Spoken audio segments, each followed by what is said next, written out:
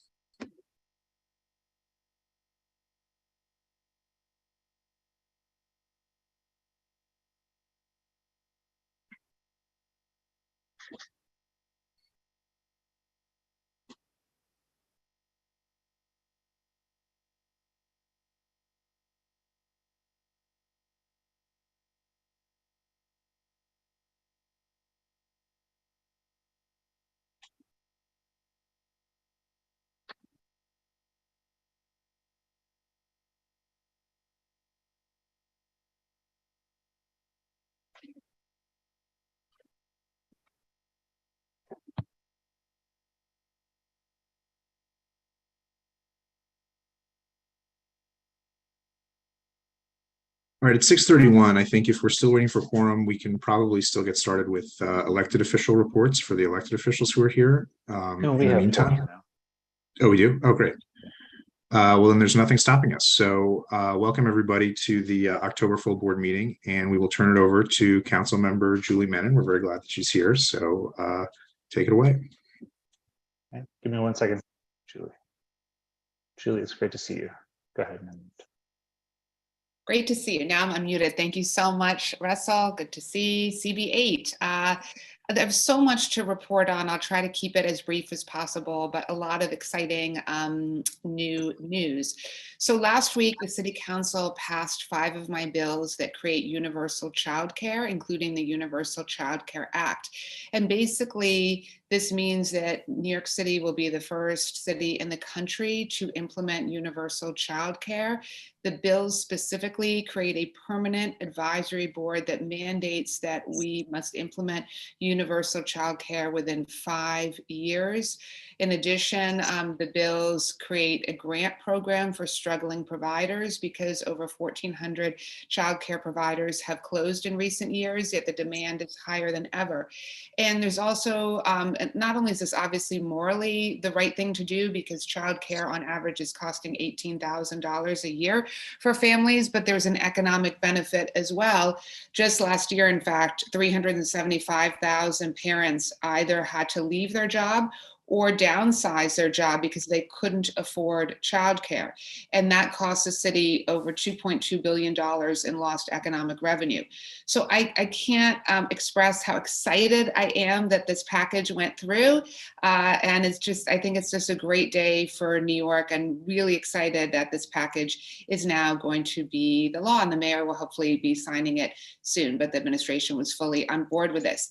In addition, yesterday, the mayor signed a one-stop shop bill that I had introduced. This bill basically creates a portal that will consolidate every single city agency license and permit for small businesses. So if you're opening up a small business, or if you own an existing business, no longer are you dealing with an alphabet soup of agencies. So this is really great for our small businesses. So I'm thrilled that the mayor signed my bill into law yesterday. Also wanted to mention a couple other issues. Sanitation. I know that last month my team provided an update on what we're doing on sanitation, but the funding that I've allocated has now brought our sanitation services to the highest level they've ever been in the district. So I think it's a huge win, and look forward to hearing from you about any sanitation issues you're seeing in the district, in addition to rat issues, because I allocated funding for rat mitigation. On construction noise, first of all, I want to give a shout out to Majority Leader Keith Powers. I see him on here. I know he'll be talking about the bills that he introduced that I was happy to sign on to in terms of noise mitigation. But I wanted to mention that I did a walkthrough with Extel and basically asking them for two things. One is to limit the hours where they're doing this extremely noisy construction, the rock chopping. So we've asked them to reduce those hours. And secondly, we've asked them to put up a sound mitigation wall around the rock chopping. They're considering these two requests, and I promise I will get back to CB8 as soon as I have more news. And then just two other quick updates, and then I promise I'll stop. Okay, new security cameras. I wanted to just let everyone know that I met with Inspector Eager from the 19th Precinct. One of the things I had talked to her about was increased foot patrols. They're very short staffed there now, she said.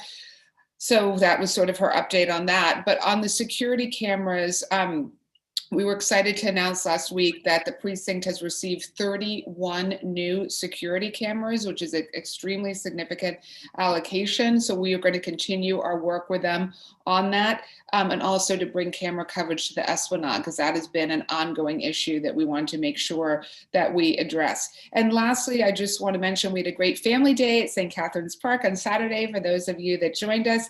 And I just want to plug an upcoming event my office is sponsoring, a spooky skate at Stanley Isaacs Park on Friday, October 28th from 3 to 4:30 for families and from 5 to 6 to adults. So I hope you'll come join us. Thank you so much, and happy to answer questions if anyone has any. Thank you. Thank you very much. Fortunately, we do not have time for questions, so we appreciate the update. So before I move to the next elected official, I just want to remind everybody, if you're here for the public session, you have until 6:45 to sign up. So you do that online where you signed in for the meeting. So just want to make sure people know if they do want to speak, they have until 6:45 to do that. And we're very fortunate to be joined by Councilmember Keith Powers. So I will turn it over to him next.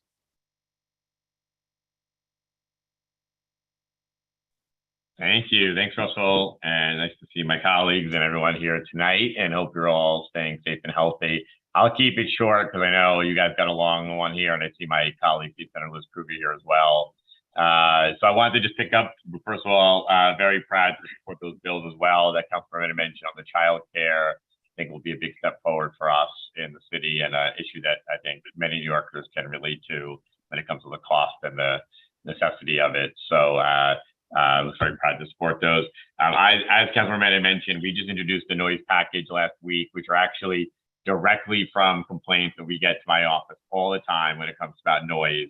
And I always think that as New Yorkers, we are willing to take on a little bit of noise. That's part of living in the city, but we often see it exceed what is, I think, reasonable for anybody in the neighborhood. And we get lots of calls. I have the Midtown Tunnel, the 59th Street Bridge, other things like that, where areas surrounding those where we get a lot of calls about stuff. So we did a package of, I think it was 6 bills, and I'll just do them really quickly. One is about vehicle noise. We have seen almost a 250% increase in noise across the city during COVID, and beyond that, we actually have seen a lot of complaints about vehicles and noisy vehicles.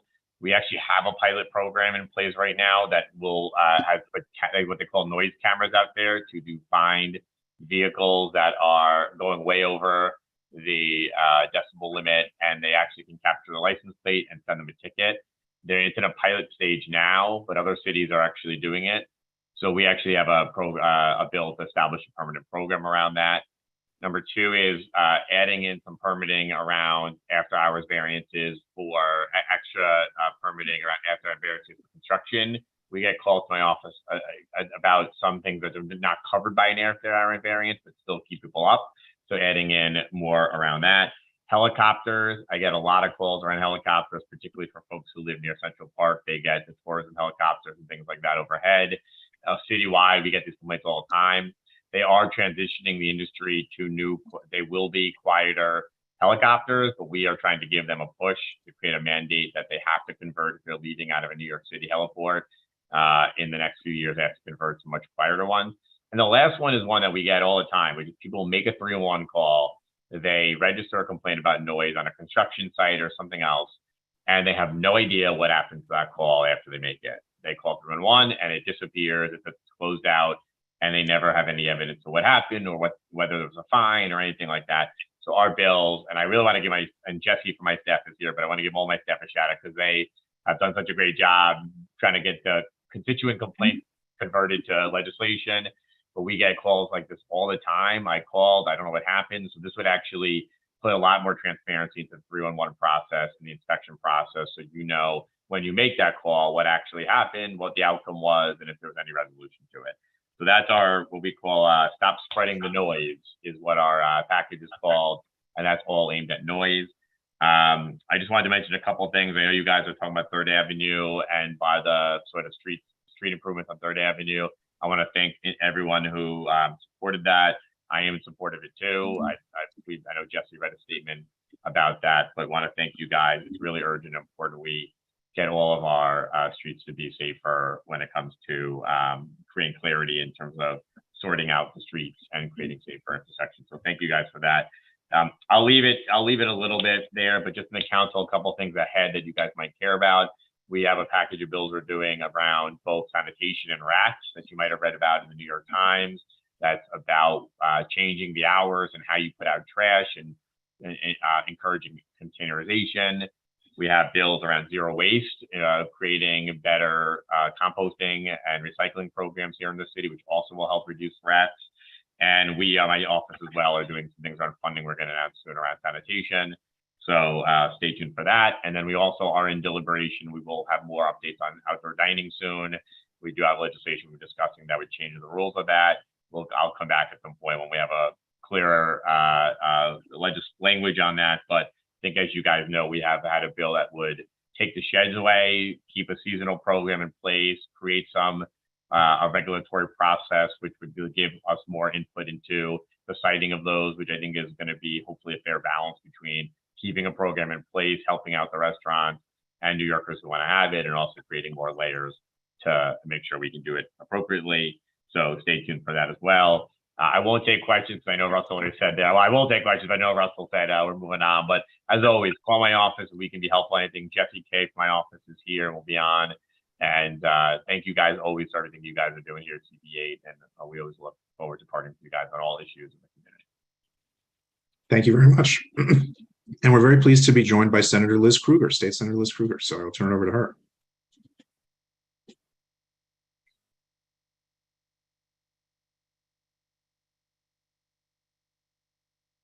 Okay, hopefully I'm now unmuted. You are. Yep. Great. Nice to see and hear from everyone. Always good to be with Julie and Keith. There's so many issues that go on in our district all the time. Glad to hear Julie talking about rats and garbage, because even though it's city issues, I have to say my office has just been overwhelmed with people calling and their concerns. And so whatever we need to be doing, we need to be doing it as quickly as possible.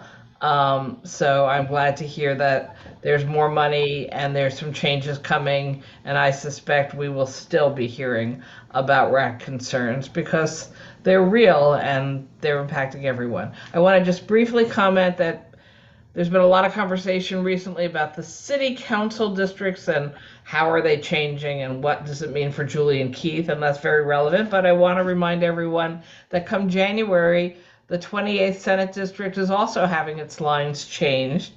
And even when you go to vote, this is not about voting for anyone specific, but elections are coming up. When you go to vote, some of you might think I might be on your ballot because I have been for the last decade, but you might discover that I'm not, because I no longer have all of Community Board 8 in my district, and yet I have many other additional parts. So I do have Roosevelt Island coming into my district for that portion of Community Board 8, but the top north piece over by the river may in fact have gone to a different senator. and you just might find that I'm not on the ballot, and if another person is on the ballot, those are the people you get to choose from. Sorry for any confusion. You can call my office in advance if you would just like us to send you out a picture. You can also type into the New York City Vote website your address, and it will tell you a sample ballot so you will actually know. And that might be a bad idea anyway, because there's not only people to vote for in November, there are also 4 ballot questions, 3 of which have been placed on it by the city, and 1 on a environmental bond act, which is a state bond act that we, the state legislature, voted in support of in hopes that the people of New York would find a justification for a $4.2 billion bond act, with the money being invested in our green economic changes and our climate change needs for the state. I actually held a webinar on all the 4 ballot issues last night. If you want to take a look at my website, I think it will be up and playing again if anybody wants to see it, I think by tomorrow. I don't want to go over any of the things I sent out in the newsletters, but I want to remind people that I do have my senior resource fair virtually coming up in the next week. And it's 3 afternoons, and it's 3 different sets of issues. And while we call it the Senior Resource Fair, all of these issues are relevant for all of us, and anyone is welcome to, go online and learn from it. Or maybe you just want to learn some things for older people that you might know as your neighbors or family that you're trying to help with. So that's coming up, and I will stop now. So thank you for letting me have a few minutes to chat. Thank you very much. Thank you. All right, so we will now move to the public session. So before I turn it over to Will, members of the public will have 2 minutes each. We're very strict with the time limit. I'll call on you, and at which point you can raise your hand, and then Will unmute you. Please, at the start of your remarks, if you could just state where you're from, where you live, essentially, that would be helpful. And with that, we will start with Matt Bauer. Or after Will has had a chance to go through his part. Yeah, that's okay. Just so that everyone knows, whenever, if you signed up for the public session to speak in the public session, you do not need to raise your hand tonight, right now. That's actually getting in my way. So you're muted, you're going to stay muted, you're going to have your 2 minutes to speak, but whenever your name is called by Russell, as he goes through the list of everybody who's signed up, we ask that you do raise your hand at that point, so that I can find you very quickly and we can move through the number of people who want to speak in the public session as quickly as possible. So you'll hear Russell announce your name, and then that's when we would actually ask you to raise your hand. So not now, David, but later whenever your name is called on. So if you want to raise your hand to help us move this meeting along smoothly, you can go to the reactions icon at the bottom of your screen and press the raise hand button then whenever your name is called. So I believe the first name you said was Matt Bauer. So Matt Bauer, you're up first. You'll have 2 minutes on the clock. Thank you for raising your hand now, and you can unmute. Hi, everyone. Matt Bauer from the Madison Avenue Business Improvement District. We have a big event coming up this Saturday, the Madison Avenue Fall Gallery Walk. 57 art galleries are taking part in the event. It's free and open to the public. There's many gallery talks, artists that are there and speaking, curators that are speaking. In addition, we're going to have I see Liz Daly here from the Frick Madison. We're going to have sketching in front of the Frick Madison, which would be great. We'll have an information tent also there on 75th and Madison for those getting questions, but you could visit our website, MadisonAvenueBid.org or MadisonAvenueGalleryWalk.com to get the full list of all the galleries that are participating, a map of where everything is as well. So it should be a great event, and you can really experience not only the galleries, but the buildings that the galleries are in, which is a lot of fun. As I usually do at these meetings, I talk about very quickly about new store openings since last month, and we've actually had a few. The Baobab collection opened up at 1015 Madison Avenue, going in alphabetical order. Hermes opened up their new flagship at 706 Madison. Ivar, a jewelry brand, independent jewelry brand, opened at 29 East 73rd Street. John Elliott opened up this week at 853 Madison Avenue in the high 60s.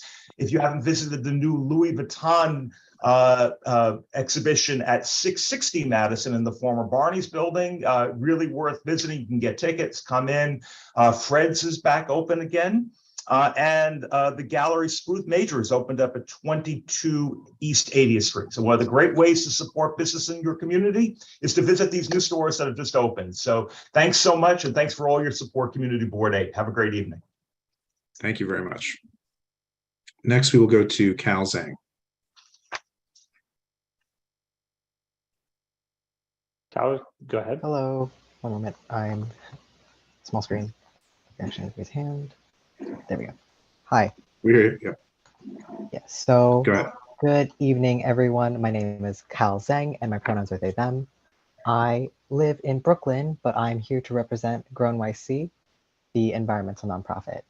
So I am a stop and swap coordinator at Grow NYC, which has over 50 years of activity in the city. My organization has 4 pillars of programming: food access and agriculture, green space, education, and zero waste. My program, Stop and Swap, falls under our Zero Waste umbrella. We coordinate free community reuse events all over the city, which includes you all in CB8.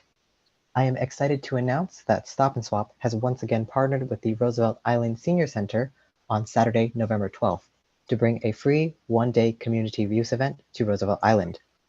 Our previous partnership was in November 2021, where we received over 4,700 pounds of donations and redistributed 3,300 pounds to over 500 attendees.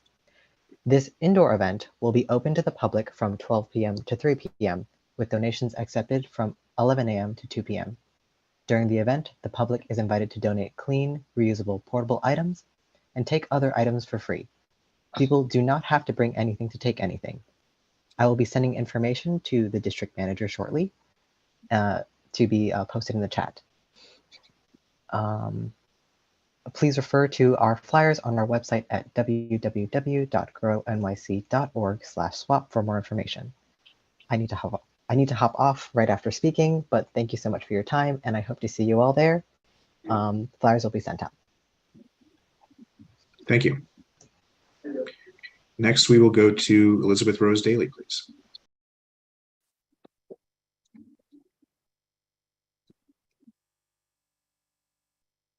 Thank you. Good evening. My name is Elizabeth Rose Daly. I'm the Community Relations Manager for the Frick Collection. And first of all, let me congratulate Community Board 8 on another fabulous and successful art show this past Saturday.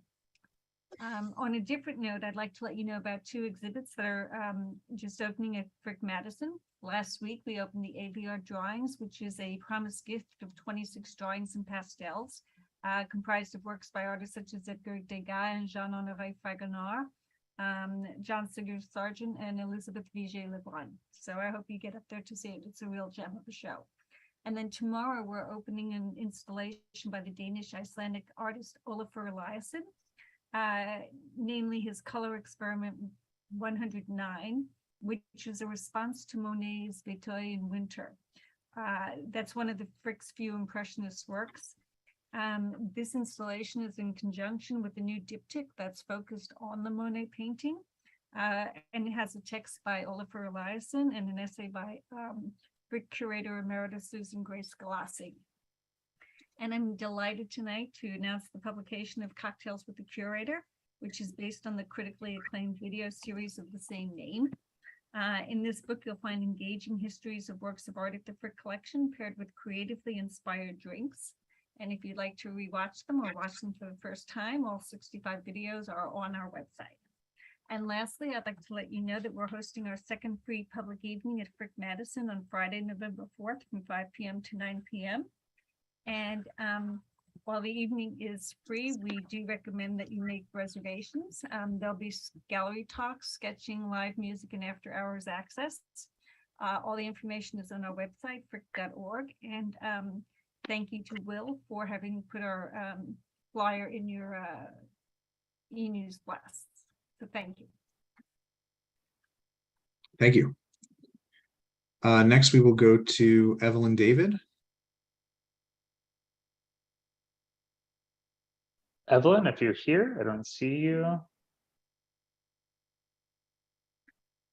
And if she's not here, we'll go to Beth Davies. Beth, if you're here, please raise your hand. Okay, See a next. Beth in the room. I'm gonna try to unmute and see if that is Beth Davies. Yeah, I'm here. Sorry, All right. I Thanks, Beth. Go ahead. Your time started. sorry, I couldn't find the unmute. In any apparent, I'm here to talk about the my name is Beth Davies. I own Green ABCs. It's an green school supplies company, and I live on 3rd Avenue and 90th. I'm here to lend my support for the which I thought the meeting was about. So I'm sorry about my ignorance. The new pedestrian and bike lanes that are going to be put on 3rd Avenue. I mean, 3rd Avenue is basically a highway that runs through the city.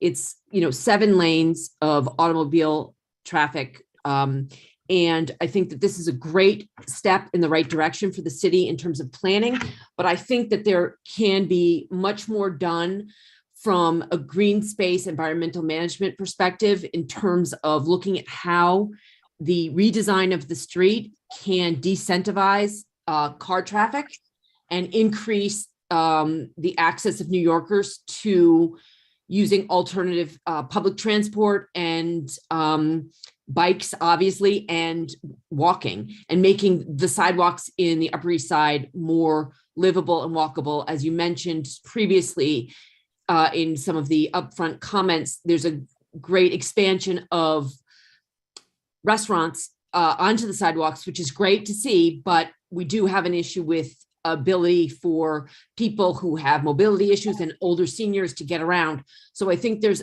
even more of an opportunity within the planning process of this to look at how we can really reinvigorate some green spaces in the area, and also to increase the use of public transport with buses and bike shares and things like that. Thank you. Thank you. And we will be getting to that later in the meeting. Let's go next to, but this is the right time for the public to be speaking about it. Let's go next to Chelsea Formica.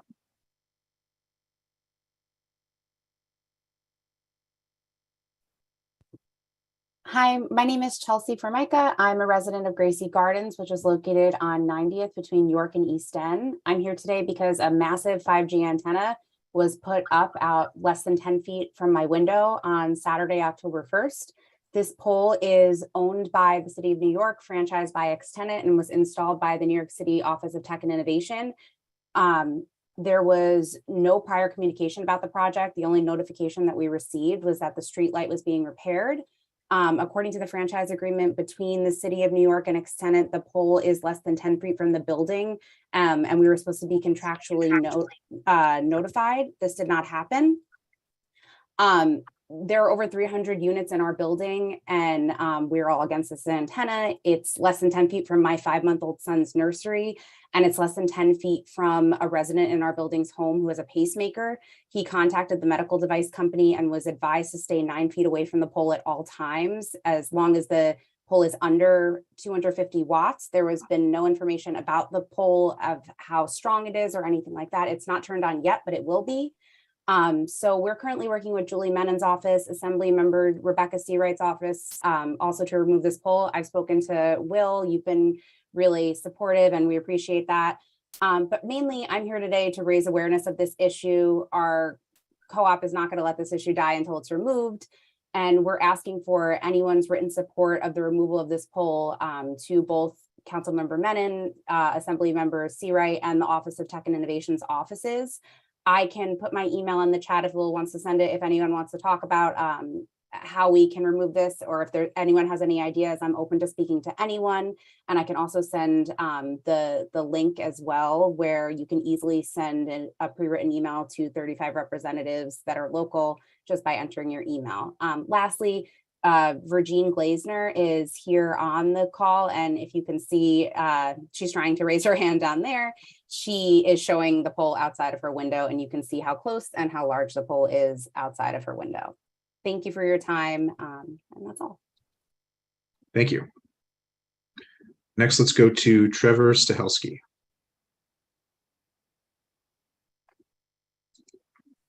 Trevor, you can unmute.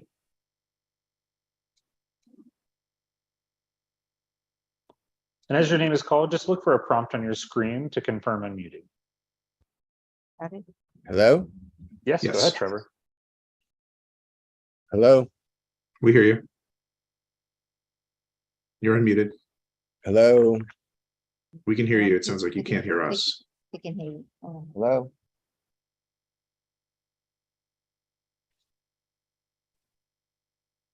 You have to use yours. Sorry. What am I looking? Okay, go ahead. Trevor, Hello? we can hear you. Yeah, can we just reset the clock? Trevor, can you hear us? Yeah, now I can. Sorry. Thank you. Okay, just and start with where you live and then go ahead. Sorry, I'm just checking the volume. Hi, thanks, Chair Squire. My name is Trevor Stahelski. I'm the Director of Development for the Robin Burley project located at 828-850 Madison Avenue, called the Madison Avenue Members Club. I'd just like to thank the Community Board, Street Life Committee for their help and support throughout this process so far. I think we've made a lot of progress. Sorry, just muting. A lot of progress since our application and first round with the Community Board in August. I think we would also like to thank our neighbors and the rest of the community for supporting us and working with us diligently. And we think we've come a long way with our application. We think we've done a great deal of outreach that has benefited what we've started out to do and what we propose to do and continue to do with this project. And yeah, once again, thank you for everyone's support. Thank you very much. Next, let's go to Phyllis Weisberg. Phyllis, you can unmute. Okay. My name is Phyllis Weisberg. I'm an attorney with Armstrong Teasdale. I'm here tonight on behalf of 10 East 70th Street, which is next door to the Burley project that Trevor just spoke about. I think that my client and the applicant have been working together for a few months now. We have come up with stipulated conditions that I think are fair and reasonable. These have been improved since the Street Life Committee saw them at its last meeting, and we would ask that the new stipulated conditions be included in the resolution that the Community Board will be voting upon tonight. And I want to thank the Street Life Committee and the Community Board for their help and their support. And I want to thank our neighbors for developing a very collaborative relationship. Thank you. Thank you. So we have a lot of folks here tonight to speak about the Third Avenue redesign and the resolution on that. So what I'm going to do is in a minute, give folks an opportunity to essentially do a digital show of hands of who's here in support of the redesign and the resolution and who's here in opposition. We do have a long agenda tonight, and so we want to try and get through this as expeditiously as possible. So what I would say is you can lower your hands. We're going to do it. We're not going to use the raise hand feature. I'll explain that in a minute.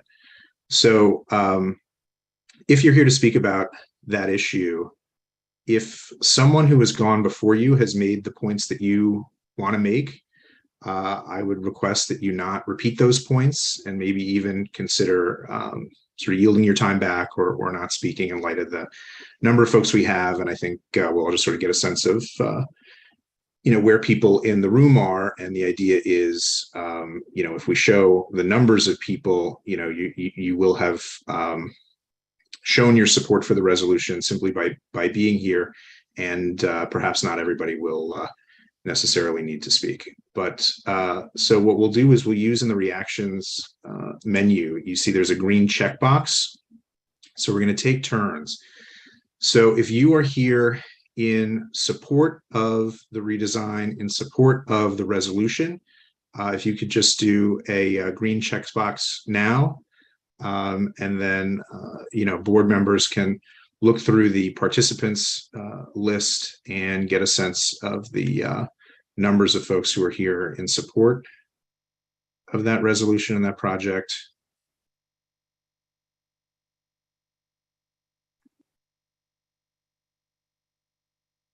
Okay.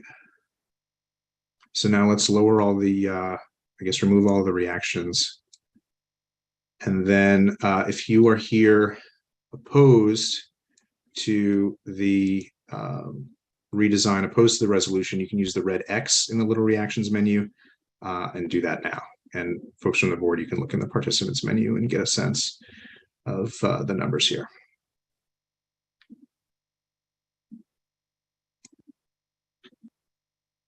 Okay, so with that, I am going to call on Liam Jeffries.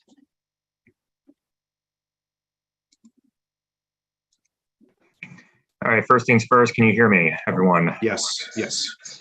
Okay, so my name is Liam Jeffries. I am a lifelong resident of 3rd Avenue in the lower 60s. I am here to very strongly support the 3rd Avenue redesign that DOT proposed in a Transportation Committee meeting last week, and that's being put to a vote this meeting. For many reasons, for safety reasons, but also just for the sake of making this area more livable. 3rd Avenue has been a problem since I've been little. It's a highway. I think as a person before me who spoke about 3rd Avenue very eloquently put, it's a highway. It's five car lanes. It's 5 car lanes. It's 2 parking lanes. And I will say, because there's been a lot of talk about injuries that have been sustained on 3rd Avenue, I am one of those injuries. One of my biking memories on 3rd Avenue was actually breaking my hand on breaking my hand on 3rd Avenue as a result of running into a car. So it's like an incident that would not have happened if I had my own space. An incident that would not have happened if it were the case where cars did not have as much space and as much priority on 3rd Avenue in a neighborhood which, quite frankly, is not car dependent. Is not car dependent. These statistics bore that out, but you can just see that by walking down 3rd Avenue. It's mostly bus riders. It's mostly pedestrians. It's mostly non-car users. So this design then is not radical. It's reflecting the usage of 3rd Avenue as it exists today. And echoing my comments from the Transportation Committee, I do hope that DOT goes beyond this at some point, but this is a very, very, very good start to making 3rd Avenue livable and useful to the majority of people who use it as opposed to a minority. Thank you. Next, let's go to Laura Moscalates. Laura, you can unmute. Yes, hi. I'm a resident of Yorkville. I'm a person who drives, but I also take public transportation a lot, including buses and subways. And the 3rd Avenue redesign is just completely counterintuitive and illogical to the way the road works. Today, I actually traveled on 3rd Avenue trying to go just 20 blocks. Let me tell you, it was anything but a 7-lane highway. I resorted to having to take a taxi because I forgot a coat. And with vehicles double parked on both sides of the street, even with the number of lanes that it has right now, my journey was not a pleasant one. And all this talk of redesigning streets and road diets in absence of virtually any traffic enforcement on any type of vehicle, whether it's a private vehicle, an Uber, a Lyft, a taxi, is just completely absurd. The redesign floated would functionally mean that at many times of the day, due to lack of enforcement and trucks, that there would be one lane functioning, whether it's for taxis, Ubers, or private vehicles. I think people in New York City have to accept the reality that this is a town where there's going to be some degree of double parking. It's just inevitable because many people are being dropped off. They're not just driving through. And to push this redesign through, basically ignoring that reality, is simply foolhardy. And to be honest, it feels very punitive to drivers. It does not feel practical. And I also want to sort of speak out against the way this community board process is being co-opted by a small group of activists and people who basically will push through anything that is biker focused without any consideration of any other vehicles. They don't want rules enforced for bikers not following the rules, but they do want them enforced for cars. And basically, we all need to work together. Next, we will go to Mary Lou Avenzino, and I apologize in advance if I mispronounce anybody's name. Good afternoon. I'm speaking in support of the DOT redesign of 3rd Avenue. I live on East 28th Street between 2nd and 3rd. I moved to New York City a year ago, and one reason I moved there was because I wanted to be where it was pedestrian and bike friendly. Unfortunately, I made that decision when the traffic was much less due to COVID. Now the traffic has returned, and I see that I overrated how friendly Manhattan streets are for bicyclists and pedestrians. Not very, really. But I'm here and I want to make it better, and I'm glad DOT does too. I'm grateful for the north-south bike lanes on 1st and 2nd Avenue, which are 6 feet wide, but that really is too narrow. And this spotty asphalt condition is nothing that the city should brag about. But compared to First Street, the Third Street, compared to First Avenue, the 3rd Avenue proposal increases the bike lane width to 8 feet, and an increase of only 2 feet compared to First Avenue. And the proposal keeps the sidewalk width the same. Why the First Avenue bike lanes are barely wide enough as it is. And I think that the 3rd Avenue bike lane should be even wider than First Avenue. It needs to be wider than that. So I thank you for wanting to make 3rd Avenue a safer place for pedestrians and bicyclists. I'm sure that the businesses will appreciate the foot traffic that a wider sidewalk will bring, and a wider protected bike lane is overdue and life-saving. In a few words, please make the bike lane wider, and please make the sidewalks wider. Thank you. Thank you. Next, Maria D'Angelo. Hi, good evening. One second. Hi, this is Maria D'Angelo, and I'm Executive Director of One City Rising, which is a citywide advocacy group, purely grassroots, focused on street safety in particular. And I just want to make a pitch for the opportunity that the community board has here to really center actual safety in this redesign. And, you know, one of the biggest complaints that we get from, you know, seniors and really parents with children, baby carriages, et cetera, is the lack of any regulations on e-bikes in particular, as well as other bicycles, the lack of insurance, the lack of registration. And when there are accidents, there's really no recourse that somebody has. And I know that the redesign does talk a great deal about how this is going to help safety for older New Yorkers. But, you know, when you really look at it, the data is really not there. And I think it requires a much deeper analysis in terms of how the implementation of something like this can be done in a way that's really going to improve street safety. So I would just say that in going forward with approving something that is so, you know, massive on such an important, you know, major thoroughfare of New York City, that this community board really send a strong message that we really do want to center safety, and we really do want to see that electric vehicles, single-user electric vehicles, bicycles, et cetera, are properly regulated, and that there is enforcement of traffic laws that are equally applied to bikes and e-bikes and cars and double parked vehicles. And I think without that, we're really looking at something that's really more ideological driven than a real plan to assure public safety. Thanks very much. Thank you. Thank you. Next is Gideon Azar. Hi, everyone. I'm Gideon Azar. I'm here to speak in support of the 3rd Avenue redesign. I work on the Upper East Side, but I have a satellite clinic I go to in Queens, and I commute by bike between the two sites. And the 3rd Avenue redesign is something that is definitely needed. 1st Avenue bike lane is quite crowded and narrow, as been mentioned. And additional safe biking infrastructure would really go a long way towards offloading 1st Avenue and creating an overall safe experience.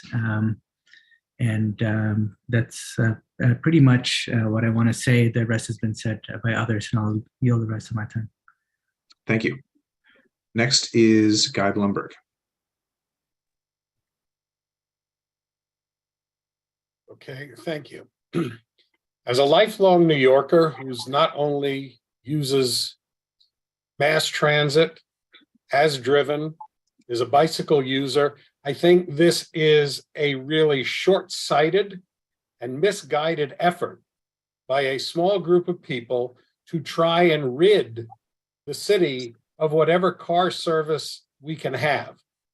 I've been in 2 bicycle accidents in my life. I'm over 60 years old, both of which have been created by people jaywalking and not looking where they're going, not because I was either speeding or because of traffic conditions. Secondly, 3rd Avenue is a major artery for 5 to 6 different hospitals. If you have ever lived on 3rd Avenue, I live here now at 66th and 3rd in the Manhattan House, you'll notice that at least 10 times a day, fire engines come around 65th Street to go north, ambulances go across 66th, 65th, 64th to the various hospitals. If you proceed with this bike lane, you will choke off any access and make it nearly impossible for those vehicles to get through in any kind of timely manner to bring patients to their hospitals.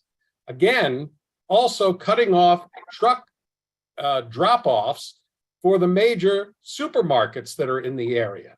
I'm not saying that this traffic situation is perfect, but I would urge people to worry more about how to register a lot of these vehicles, particularly the motorized bicycles and the mopeds, as opposed to putting in bike lanes, which are going to impede people getting north and south when they have to.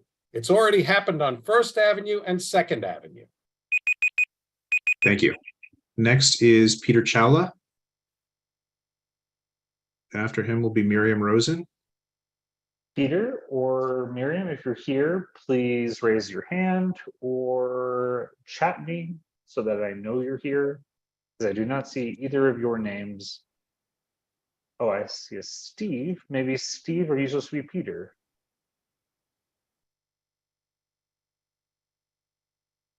Is it my turn? Are you Peter? No, I'm Steve. Okay. Don't raise your hand, please. After Miriam Rosen is Laura Sankey. Laura, I see you. Go ahead and unmute. Thank you. My name is Laura Sankey, and I'm here to voice my support for this plan, my strong support. I live in Harlem, but I frequently bike throughout the district. I never feel safe or comfortable when biking in your neighborhood. There are just too many cars. I think the improvements to 3rd Avenue will make the street safer and generally improve the enjoyability of spending time on the Upper East Side. But more, it's critical that we speed the transition to cleaner, more sustainable ways of getting around the city and decrease our dependence on private vehicles. I encourage the board to approve this plan, and thank you very much for the opportunity to speak, and will yield the rest of my time. Thank you very much. Next, let's go to Deborah Kershner. Deborah, I do not see you either. So please and after raise her your is going to be Barack Friedman. Deborah, if you're here, chat me or raise your hand. I do see Barack, so let's go to Barack. Okay. Hey everybody, Barack Friedman. I live in 3rd Avenue in the high 30s, and I work at one of the hospitals, actually on the Upper East Side. And all the hospitals have hundreds of people cycling in, nurses, doctors, technicians. So we really need to keep them safe. So I'm in full support of this plan for a complete redesign of 3rd Avenue. For people taking the buses, the DOT quoted 50,000 people a day taking the buses. So the bus lane will be a huge help. It's a step toward bus rapid transit. Bus lanes are great for ambulances, fire trucks. So this will be huge. It's great for pedestrians, for safety. DOT quoted a 39% decrease in kill or serious injury rate for senior citizens. So you're basically, for the full board, if you're voting, you're basically voting to save vulnerable pedestrians, the elderly. And the reason that's so is because you're calming the street, you're shortening the distance they need to cross. So this is much safer for pedestrians. For drivers, it's great because the people with the much improved bus service now can take the bus if they want to, or cycle if they want to, and be safe. And if people need to drive, there's still plenty of room for cars. For businesses, this is huge. I mean, I live on 3rd Avenue, but I don't shop or do anything on 3rd Avenue because it's so unpleasant. So businesses, if you want people to come to your stores, you have to give them a place that people want to go, make your neighborhood more vibrant. In summary, thank you, CB8 Transportation Committee, for voting this, and I urge the full board to vote for this. And thank you. Thank you. Next, we will go to Samir Lavingia.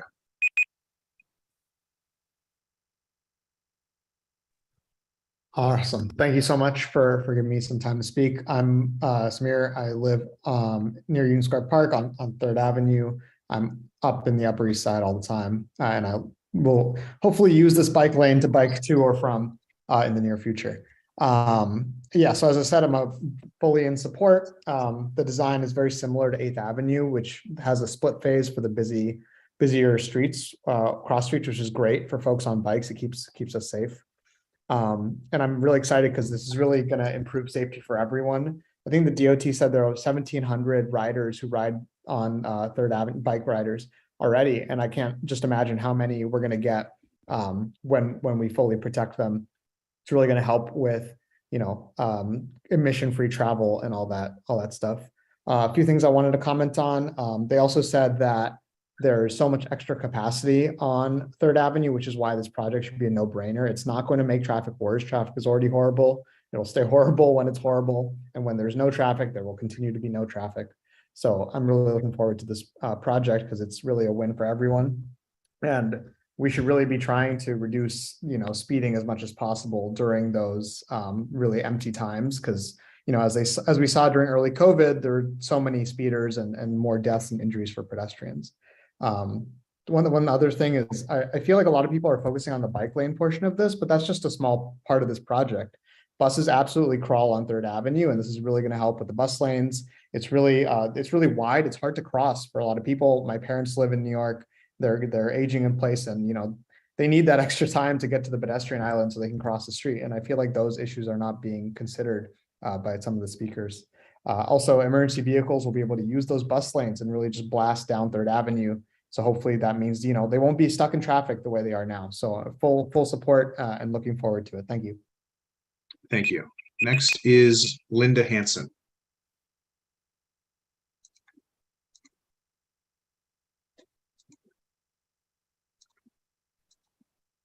Hi. So I'm so happy to be called, and I wanted to take a moment to thank Liz Kruger and Keith Powers. You've both been extraordinary. Extraordinary in every way, and I thank you for that.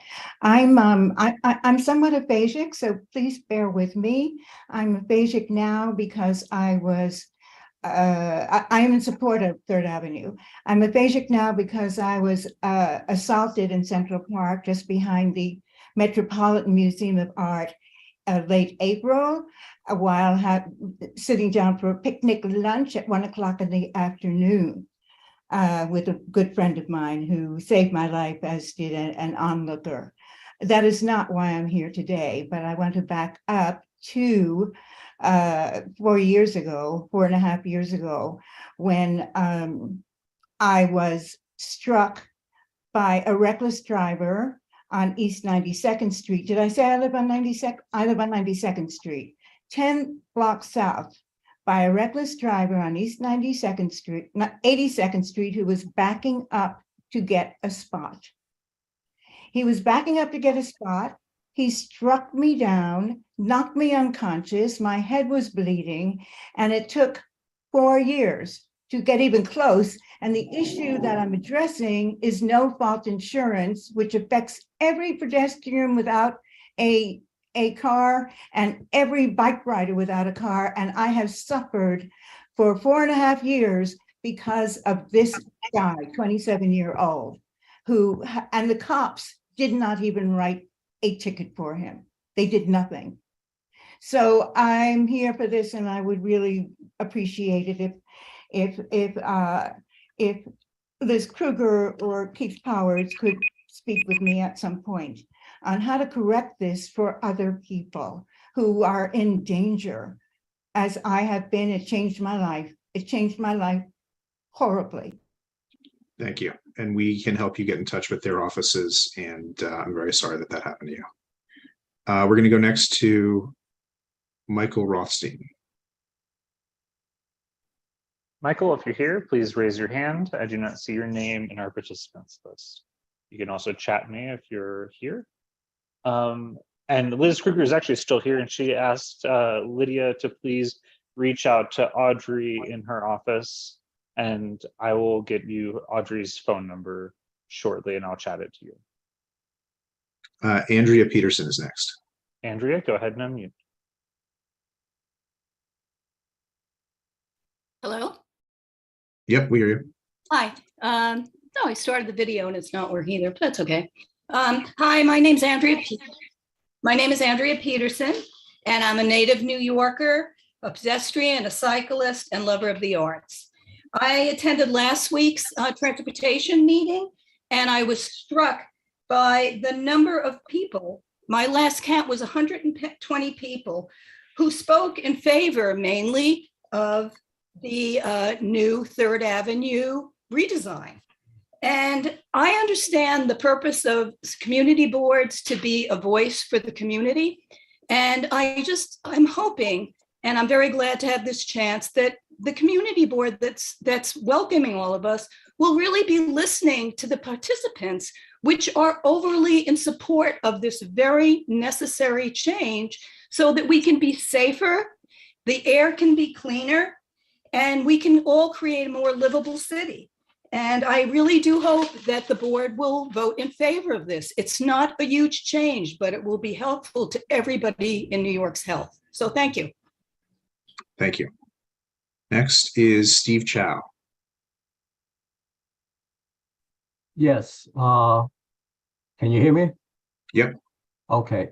I live in the city for 50 years and I ride a bike. I live on Fifth Avenue. I go downtown quite frequently on the bike. There are a path on Second Avenue going down, but in terms of coming back up, there's only 2 ways to come back up, either First Avenue or Sixth Avenue.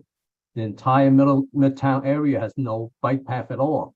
So I think it's only fair that one bike path is given compared to so many car paths that are already out existing. The other point I want to make is that in order to have any change in behavior, you have to have the infrastructure there first in order for the people to change their behavior. So if you don't build sidewalks, cars will simply be all over the place. So bicycles are a necessity in New York City nowadays. And if you don't build a bike lane, the bicycles are still going to be there, except they're going to be blocking traffic, or the other way around, which is getting hit by cars. And in which case, I've been thwarted twice on a bicycle, and one of them even was, unfortunately, it was even a police car that hit me too. So I am totally in favor of the 3rd Avenue bike path, and I'll pass my time to someone else. Thank you. Next is Oliver New. Oliver, if you're here, please raise your hand. And then will be Will Proctor. I'm not seeing Oliver, and I'm not seeing Will Proctor. And then will be Charlie Guthrie. Charlie, I don't see you either. If you're here, any of the 3 of you, please raise your hand or chat me. Carl Mahaney. Carl, I'm looking for you too, and I'm not seeing you. So if you're here, please raise your hand. Ksenia Pachikov. How do you spell that name? Ksenia. Pachikov. I'm not seeing that person either. Kate Brockwell.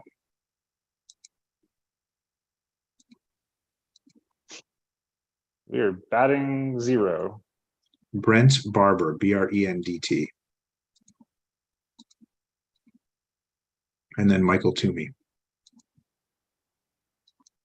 I do see Michael Toomey. So Michael, you're the big winner today. Go ahead and unmute. It's an honor. Can you hear me? Yep. So my name is Michael Toomey. I live up in Yorkville on 81st Street, and I also work at the hospitals on the Upper East Side. I also just wanted to voice my support for the 3rd Avenue redesign. As someone who can't really afford to drive or take ride shares or taxis in the city, biking, walking, and transit options like buses are really important for my ability to get around, as they are for millions of New Yorkers. And I'm really excited that this plan creates a much safer street space for all users of the road. So I'm very much in favor of it. Thank you so much. Thank you. Next is Andrew Hyatt. Andrew, go ahead. Yes, hi. Thank you. And I live on 24th and Lexington, and I use the 3rd Avenue regularly. It's I think 3rd Avenue is increasingly out of step with other major avenues in New York. I think many people here have predicted some sort of horrible apocalypse type situation if this goes into place. Just go to 1st Avenue. You know what? It's not bad. In fact, it's way better. There's nothing, nothing really. I go on 1st Avenue too. It seems way better, and so not just for bikes, but there's really no huge pileups with cars either, or problems with ambulances, and there's a ton of hospitals on 1st Avenue. So it seems fine. I think the rest of my points have been made by other people, but thank you for the opportunity to let me speak. I really do hope that this 3rd Avenue does get voted on. Thank you. Thank you. Next is David Warren. Hi. Good evening. I'd like to thank the committee for their almost unanimous vote in support of the Transportation Committee for the support of the almost unanimous vote in support of the 3rd Avenue bike lane. I live in Midtown West. I'm a lifelong New Yorker. First of all, I would like to see more loading zones, which could be incorporated in part of the plan. And also, double parking is unacceptable. Somebody had said it's part of life. And hopefully we'll get we need road redesign. Two-way bike lanes would actually be much better, but right now we'll settle for this. And somebody mentioned wider sidewalks, which would be great for businesses. And with these protected bike lanes, it'll be safer for students, school children, and also the elderly, because it will be somewhat of a traffic calming. But I think we should note, even though I'm in support of this bike lane, it's at this point in time, it's antiquated. It's 2010 ideas versus 2023 ideas. So we really need to, at some point in the future, modernize and deal with the 21st century. And thank you all again and have a great night. Thank you. Next is Eric Marzoff. Eric, go ahead and unmute. You should have an option on your screen. Go ahead. Hi, good evening. We hear you. Can you hear me? Yep. Okay. Look, thank you all. I'm here tonight to speak in support of the 3rd Avenue redesign. I live in Harlem. I work in Midtown East, so regularly travel through, from Harlem to Midtown East, sometimes using 3rd Avenue.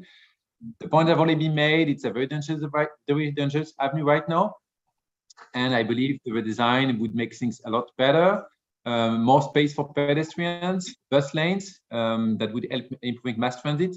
Bike lanes would provide more space for bikes. There is actually right now, missing space. We can see, sometimes dangerous situation on 1st and 2nd Avenue because the bike lanes are too narrow. So hopefully having bike lane on 3rd Avenue will help in that regard.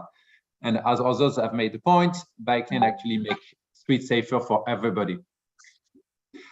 I will leave it here, yield the rest of my time, and again, stress the importance of this redesign. Thank you. Thank you. Next is Andrew Rosenthal.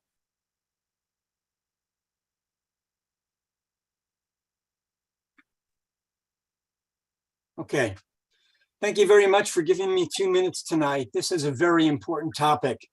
I'd like to actually put some data and some facts. I know you're all smart people and can handle lots of numbers. So I've asked Will to post the link to a website called crashmapper.org. And this is a website that lists or posts in a map format, very easy and intuitive to use, all of the serious crashes that are, this is NYPD data that's put into a map format. In the last 10 years, 52 people have died in CB8 territory. 52 people. If we had 52 murders, we'd all be up in arms and this meeting would be going on for the entire week. Even more egregious, there have been so many serious injuries. 6,846 injuries in the CB8 district over the last 10 years. Think about Radio City. The number of seriously injured people could not fit in Radio City. These are life-altering injuries, like we heard from Linda earlier tonight. These are all preventable if we have the courage to act. So I encourage you, look at the data. It's also quite interesting if you look at 2nd Avenue, which has a bike lane, versus 3rd Avenue, which does not. So again, I don't know what Maria is talking about, who spoke earlier tonight, but 2nd Avenue has had 3 fatalities, and we've had 8 fatalities on 3rd Avenue. The data is clear. The science and research reports are many. Please vote yes tonight. Thank you for the time. Thank you. And I will just ask anyone to direct your comments to the chair, please. Next is Daniel Hange.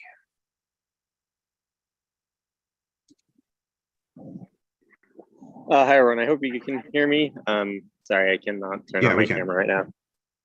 Yeah, I just want to voice support for the 3rd Avenue redesign.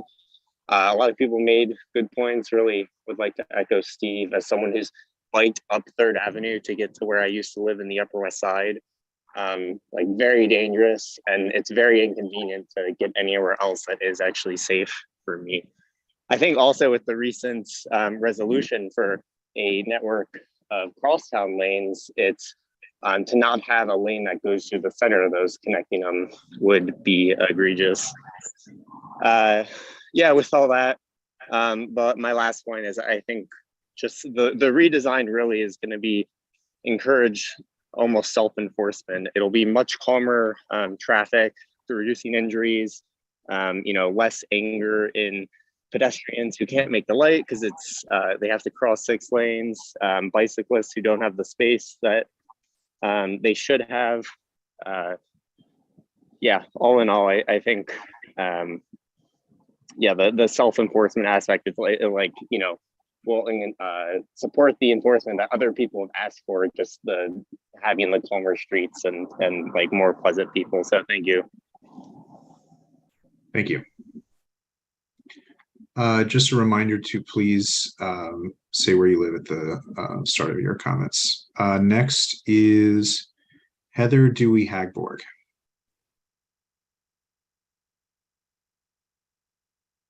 I see a Heather. I'm just gonna hope that that's the right Heather. Heather, you can unmute and just confirm. Hi, yes, that's me. Thank you. Go ahead. Yes, I'm Heather Dewey Hagborg. I'm a former Lennoxville resident, now at 38th Street and First Avenue. I also would like to express my support for the proposed changes to Third Avenue and to thank everyone who's been working on making this vision a reality. I'm not a cyclist. I'm an active pedestrian. I'm a bus rider. There's been so many great points. I'm going to keep it really short and just mention one more thing, which is about enforcement of the bus lane. Bus lanes are often blocked.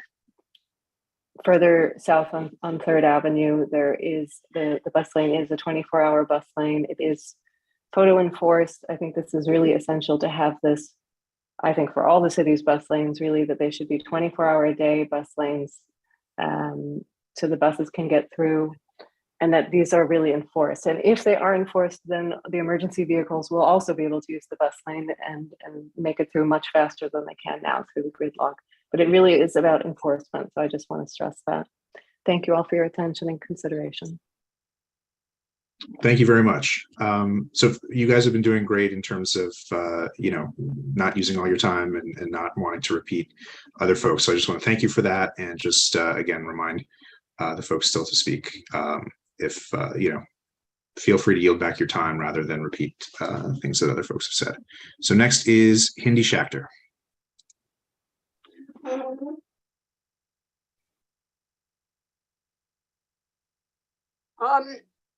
So I'm Hindi Schachter. I've lived in the Upper East Side in the East 60s for over 50 years. I'm a senior citizen cyclist. I'm a pedestrian. I'm a car driver. And in all 3 roles, I support the Third Avenue project. Somebody said we need deeper analysis. I say we have enough analysis. The analysis Andy Rosenthal showed you tells us that right now we have a problem. That problem is death. That problem is serious injury. We need a solution. Somebody said we need to accept double parking. I say for too long, we have accepted a status quo that downplays safety on Third Avenue. We have cared about speed of car driving as opposed to safety for seniors, for children, for all the inhabitants of this city. We now need to move to a different mindset. I thank the Transportation Committee for bringing this proposal to the full board. And I hope that the full board will show it's a new day in CB8. From now on, we will not accept double parking. We will not accept the old way. We will have a safer Third Avenue. Thank you. Next is Dylan Kennedy. Hi, can everyone hear me? Yes. I will keep it brief as requested. I did want to briefly touch on and reiterate a point that someone made before, or 2 points before about safety. which is that emergency vehicles can use the bus lane in a pinch if they have to. And so I think some of the concerns that are being put out about, this will mean people are stuck, ambulances, fire trucks. I think that those points are actually kind of going the other way, and this will help those emergency vehicles get where they need to go faster. I know there was also some concern about the safety because bikers are often seen as dangerous, but as the DOT showed, we actually have statistics to back this up. Protected bike lanes make everyone, not just cyclists, safer. And that's something we have data for. And I ask that the community board look towards data provided from the government agency as opposed to just what people might expect to happen. I finally want to respond to a point that someone made about this is a radical few set of activists trying to impose their wills. I would point out that a minority of people on the Upper East Side have cars, and cars will still have 5 of 7 lanes. This is a very moderate transformation. 1 lane to bus users, 1 lane to bike users. If you're a car user, you still have 5 times as many lanes as either of those groups. And I just know I lived between 2nd and 3rd in the 80s, and I spend much more of my time on 2nd Avenue because it is much more pleasant than 3rd. And I hope that we can make 3rd even better. Thank you very much, and I will yield the remaining time. Thank you. Next is Andrew Fine. Hi, Russell. Thank you. And I have a point on a number of issues, but quickly on the 3rd Avenue bike lane or the 3rd Avenue redesign. I want to thank the 58-year-old who moved here a year ago who lives on 28th Street, the people that live on 33rd Street, 38th Street, 24th Street, Union Square, and the 2 people from Harlem that have decided to chime in on exactly how we should run our neighborhood. There's obviously a concerted effort, I've seen it online, to basically flash mob this community board meeting in support of redesign, which is orchestrated by the bike lobby. Bottom line here is that we need enforcement first. We have Fresh Direct, we have Amazon, we have delivery trucks gone wild, we have double parking willy-nilly, and there's nothing really to address this. What we're looking at is 3 lanes left over for traffic that will be merged into 1, just like the Lexington Avenue nightmare that we have right now. I'm fine with protected bike lanes. We need protected bike lanes, but we need enforcement first. On other topics, I continue to express disappointment at CB8 for ignoring and dismissing tabling the resolution against congestion pricing, which was reached last month. I want to thank Keith Powers for the tree guard at East 86th Street by the Best Buy and the bus stop. I want to thank Julie Menon for her renewed sanitation efforts, including rat remediation. I would like to support the person who has a 5G antenna 9 feet outside of her window. And I'd like to say that we still have no standing in front of the St. Elizabeth's Church that passed away 6 or 7 years ago on 83rd Street between 2nd and 3rd. I hope the DOT does something about that. But again, I really would like to see enforcement of these double park trucks. They're getting the high roller status from the city, and they're just ignored. And we can't have a 3rd Avenue redesign without a serious concerted effort towards enforcement. Thank you. Thank you. Next is Sebastian Hallam Clark. Hello, good evening, everyone. Thank you. I live on 3rd Avenue in the lower 60s, and I think that this proposal would make the area around my home much better, and I hope you'll all support it. I think these changes will make it faster for the vast majority of residents who use public transport to get around, and it will make it safer for cyclists and pedestrians. It'll make 3rd Avenue more pleasant, quieter, and less polluted, and I think these changes will improve my property value. In fact, I wish this proposal would be even more ambitious. I think we need strict enforcement of the restrictions around parking, loading, and to prevent private vehicles in the bus lane. We need automated enforcement cameras so that drivers learn that if they break the rules, they'll get a ticket. We need more parking wardens out there enforcing these rules. This is literally money that the city is leaving lying on the sidewalk if they're just willing to go pick it up. I'd also love for us to make the bike lane 2-directional, and we heard that there is the demand for that. It would be great also to improve this proposal by having concrete bulge outs at crossings and bus stops to make it easier for everyone to get around. The DOT representative at the committee meeting said that this would take a long time, and so I asked that the board and our elected representatives push to make this happen sooner. We can get concrete if we ask for it. I think we also need more hardened protection to cyclists. The plastic posts and paint that are in this proposal are not enough to stop an out of control vehicle or someone who's simply determined to break the rules. At a minimum, I'd really hope that we could include flex posts at the beginning of each block to discourage cars from entering the bike lane, as we see with our existing bike lanes. Overall, this proposal is a great move in the right direction, and I hope you'll support it. Thank you. Thank you. Next is Devin Gould.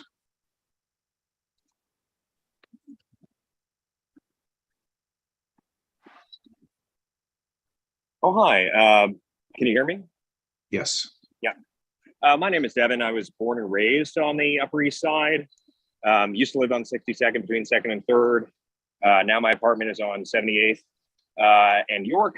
And I just want to speak strongly in favor of this redesign. You know, I've been pushing for something like this since I was a public member of the Transportation Committee. And I think it's a really strong step in the right direction. I'm so glad that our elected representatives are in support of it. And I will yield back the rest of my time. Thank you. Next is Juno CS. And if you could identify, give us your full name, please.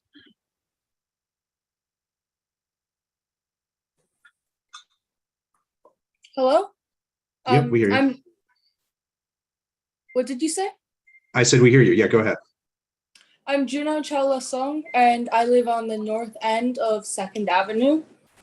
What I wanted to say is that there is a lot of opposition to the 3rd Avenue redesign concerning traffic.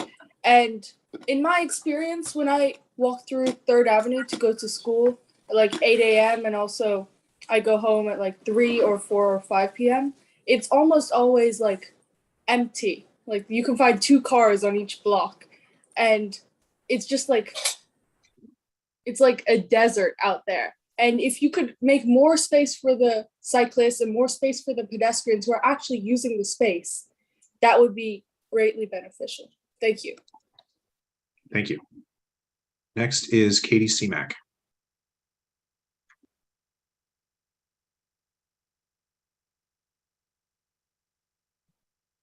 I don't see a Katie, but I did see a hand go up from a person named Flora. So Flora, are you Katie? No. Okay. Next is Lou Vandervalk. Lou, go ahead and unmute.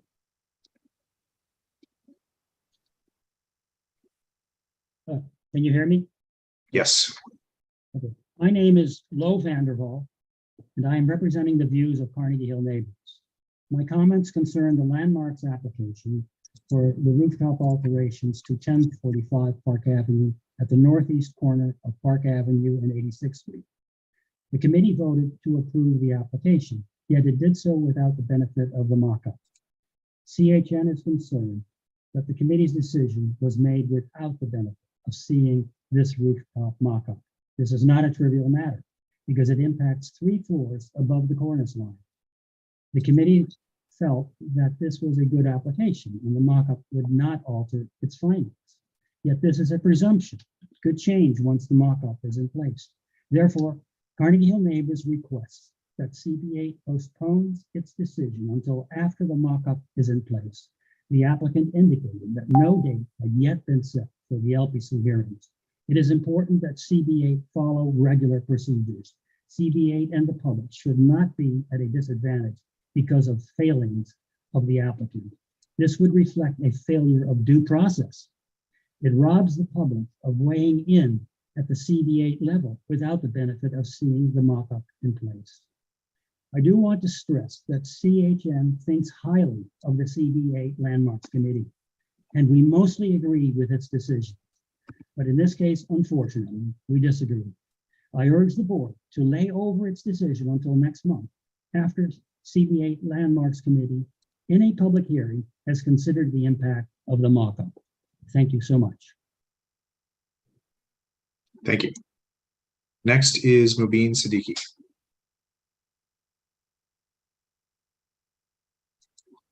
Mubin, look for a prompt on your phone to unmute. There you go. Hello, Will. Can you hear me? Yes. All right. Good evening, everyone. Thank you for having me. My name is Mubin, and I'm with Muslim Volunteers for New York. I'm really here to make an announcement regarding an upcoming park event in the neighborhood. And we would love for everybody who's on this call and for their friends and their family to come. It's Rupert Park. We're a partnering steward for Rupert Park. It's on 90th and second between 90th and 91st on 2nd Avenue. We are having an environmental stewardship and park beautification day this Saturday. The weather promises to be beautiful. We will be planting bulbs and shrubs and cleaning and painting, and there'll be fun, eco-friendly arts and crafts. It's a family-friendly event for people of all ages, from kids as young as 3 to 4, and then age is no limit after that. We will also have some music, some free refreshments, some wonderful free giveaways. So we would love for everyone to come and participate. Will, I sent you the link, the registration link in the chat. I hope you can share it with everyone.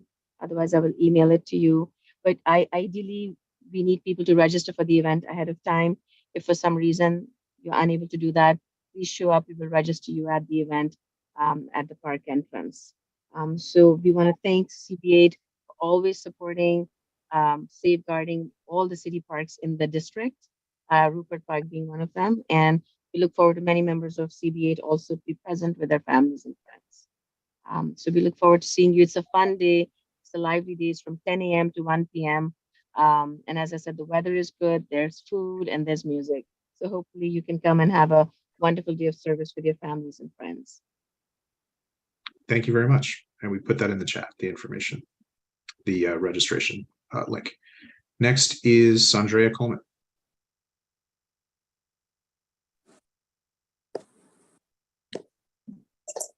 Greetings all. My name is Sandra I. Coleman. I reside at Isaac Houses within this community board district. I want to highlight a few upcoming events. Saturday, October 22nd from 12 to 4 p.m. The Holmes Isaac Coalition will be hosting an entrepreneurship and empowerment expo at the Isaac Center, location 415 East 93rd Street. Members of the community and board members, please stop by to obtain to shop, obtain employment and education opportunities, as well as network with others. On Monday, October 24th at 6:30 p.m., the Social Justice Committee, in which I co-chair with Sarah Chu, will be hosting a meeting regarding a research paper titled Concentrated Incarceration and the Public Housing to Prison Pipeline in New York City Neighborhoods. This meeting is part 2. And it's on policy, and that's what we'll be discussing with our panelists. And part 1, we dealt with the findings. On Halloween, on Halloween, October 31st, the Holmes Isaac Coalition, in partnership with the Isaac Center, is hosting a Halloween party from 4:30 to 6:30 p.m. Location 415 East 93rd Street at the Isaac Center. We will have a DJ on deck. I can provide the flyer for Saturday's event and the Halloween event to our district manager. Thank you for your time. Thank you. Next is Alita Camp. Hi, thanks. Hi, everyone. I just want to take a minute and talk briefly about the art show. We had more than 60 artists come, including our own former board member, Tricia Shinomura. We had lots of members of the public. 2 elected officials came and spoke, and several board members were able to give us some of their time. It takes a village to put on an art show and to have it be successful. And I want to point out that everyone on the Arts Committee, Peggy Price, Gail Barron, Rita Popper, and our public member, Marissa Mathiasen, were all contributing to the success of the art show. Russell Squire spent most of the day there and also added to the cheerful ambiance. So thank you so much, Russell. and also to the board members who were able to come. The office staff, Will, Zachary, Saida, and Robert, were essential to be able to pull this off procedurally. And so I am full of thanks for them too, as well as members of the public and organizations, the elected officials, as I mentioned. Chick-fil-A donated quite a lot of sandwiches, enough to feed the artists a couple of times over. The Frick, the Madison Avenue bid were essential as well. And I'd like to thank Lisa Chawla and Knickerbocker Plaza for giving us the space, sound equipment, and other amenities that artists out there for 6 hours really need. Not only do the arts, does the art show support artists and the community by providing an opportunity to see more art, but we also are able to introduce members of the public who might not otherwise be aware of what community boards do to the benefits of community boards in their lives beyond just art. More than 40 members of the public signed up to be on our email list, which I think is huge. So I'd like to thank everyone for attending and to say that please stay tuned, and we're planning other activities for this spring. And thank you again, Russell and the board office and the arts committee and the members of the board. Thank you. Bye. Thank you very much. Really bye, but just that's it. All right, thank you. That does it for the public session. So we are now going to move to the next item of the agenda, which is adoption of the agenda. So is there a motion to adopt the agenda? You can do it with a thumbs up. I see it. Any seconds? Yes. Anyone opposed? No. The agenda is adopted. Adoption of the prior minutes. Motion to adopt. I see Michelle has a thumbs up. There's a second from Sandrea. Anyone opposed? Very good. So we will now move to the Manhattan Borough President's report, and I will turn it over to Mina White from the Borough President's office. Go ahead, Mina, you can unmute.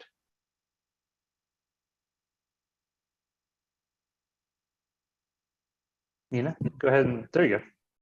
Hi, good evening, Manhattan Community Board 8. So I do just want to start where Lita left off. So I just want to congratulate the Arts Committee for having another successful art show. The Borough President and I were able to attend the Fall Art Show Committee, the Fall Art Show, and of course the former CB8 member, my boss, Director of Community Affairs, Trisha were there, who is multi-talented and an artist herself. I do also just want to state that yesterday, the Deputy Borough President was also able to attend the rally for the Knickerbocker Grays. Our office, as well as I know other local elected official offices, are in full support of the Knickerbocker Grays to stay at the Park Avenue Armory. And our office will continue to support in those efforts.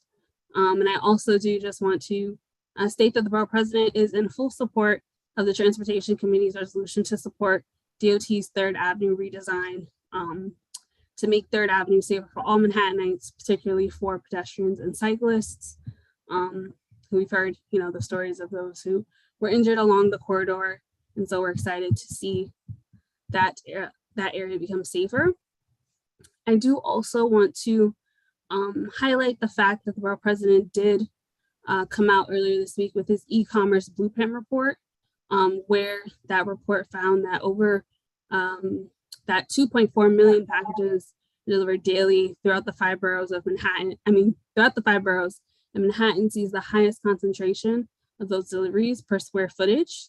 And a consequence of that is that many delivery trucks are parking in bus lanes, bike lanes, and just taking up residential parking spaces. So our office has identified, the Borough President has identified 4 overarching goals, 12 policy recommendations to make e-commerce package delivery more efficient, sustainable, and safe for Manhattan, and just recommendations that would benefit the city as a whole. Some of those recommendations include less packaging and unloading on our sidewalks, increasing parking enforcement, ensuring residential areas can actually meet the growing demand for deliveries, which we saw an increase during the height of the COVID-19 pandemic, with so many folks just ordering online and not leaving their homes. The recommendations are also to expand the number of loading zones, as well as, of course, increase and have better enforcement of city traffic laws. So I will put the link to the e-commerce blueprint report in the chat. It's also on his YouTube. So we've made like kind of a video of kind of what that e-commerce blueprint campaign looks like. And I also just wanted to highlight the borough president last month also co-sponsored legislation with Councilmember Powers, the Sweet Truth Act, which will ask for chain restaurants that have added sugars of 50 grams or more to actually put a warning and notify buyers that this is a significant amount of sugar added to your food, so that, of course, New Yorkers can just be more informed when they're purchasing their food items. I do also want to say that we are continuing to collect donations for asylum seekers. So I know in our original asks for, New Yorkers, Manhattanites, just do their part in helping the many asylum seekers that are coming into our city. We've asked for packaged items such as deodorant, toothpaste, socks. We're also asking for winter clothing, since we do not know, kind of when, we don't know when, folks will still be coming into our city. So as it's getting colder, folks will definitely be in need of coats and socks, etc.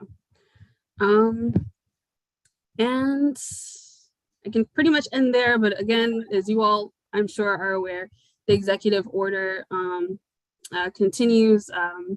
The mayor has also extended the ability for us to meet virtually until October 26th. So we will be on the lookout for if that is extended. And thank you all so much. I'll be here till the end of the meeting if you all have any questions. Thank you. All right, we are going to go next to the elected officials reports. So if you are here from an elected official's office, please raise your hand and we will call on you in turn. And we are going to start with Marissa Maverick.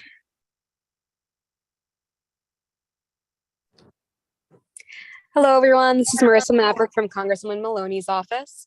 Our office is beginning our transitional work. We have been coordinating with other elected officials, organizations, and local leaders to ensure that the important work that the Congresswoman has done for the community continues when she departs the House of Representatives. Our office will officially be closing on December 22nd. We will not be accepting new casework inquiries after October 22nd due to the response timeline required by federal agencies, but we will still be available for emergencies and passport cases through December. For any other issues until the new year, we recommend contacting Senator Schumer and Gillibrand, and after January 3rd, you'll be able to contact your new representative. In the meantime, Congresswoman Maloney remains dedicated to serving her constituents and continuing to work through the end of the term. This past week, she released investigation information as chair of the Oversight Committee that revealed excessive rates charged to the Secret Service by Trump-owned properties. The Congresswoman also honored the Knickerbocker Grays with remarks in the Congressional Record, which was presented by our office at their recent rally. That's all for me. For any questions you may have regarding the upcoming months, please do not hesitate to reach out to our office at 212-860-0606 or by emailing urgentny12@mail.house.gov, which I will, of course, put in the chat. Thank you all. Thank you. Next is Alex Wolin.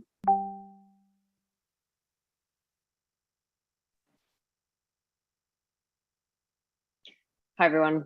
Good evening. Alex here from Assemblymember Court's office. A couple updates from us. The Assemblymember has been working with an upstate colleague to ensure that electric, gas, water, and telecommunications industries are following state law and complying with new requirements related to New Yorkers' preferred names and pronouns.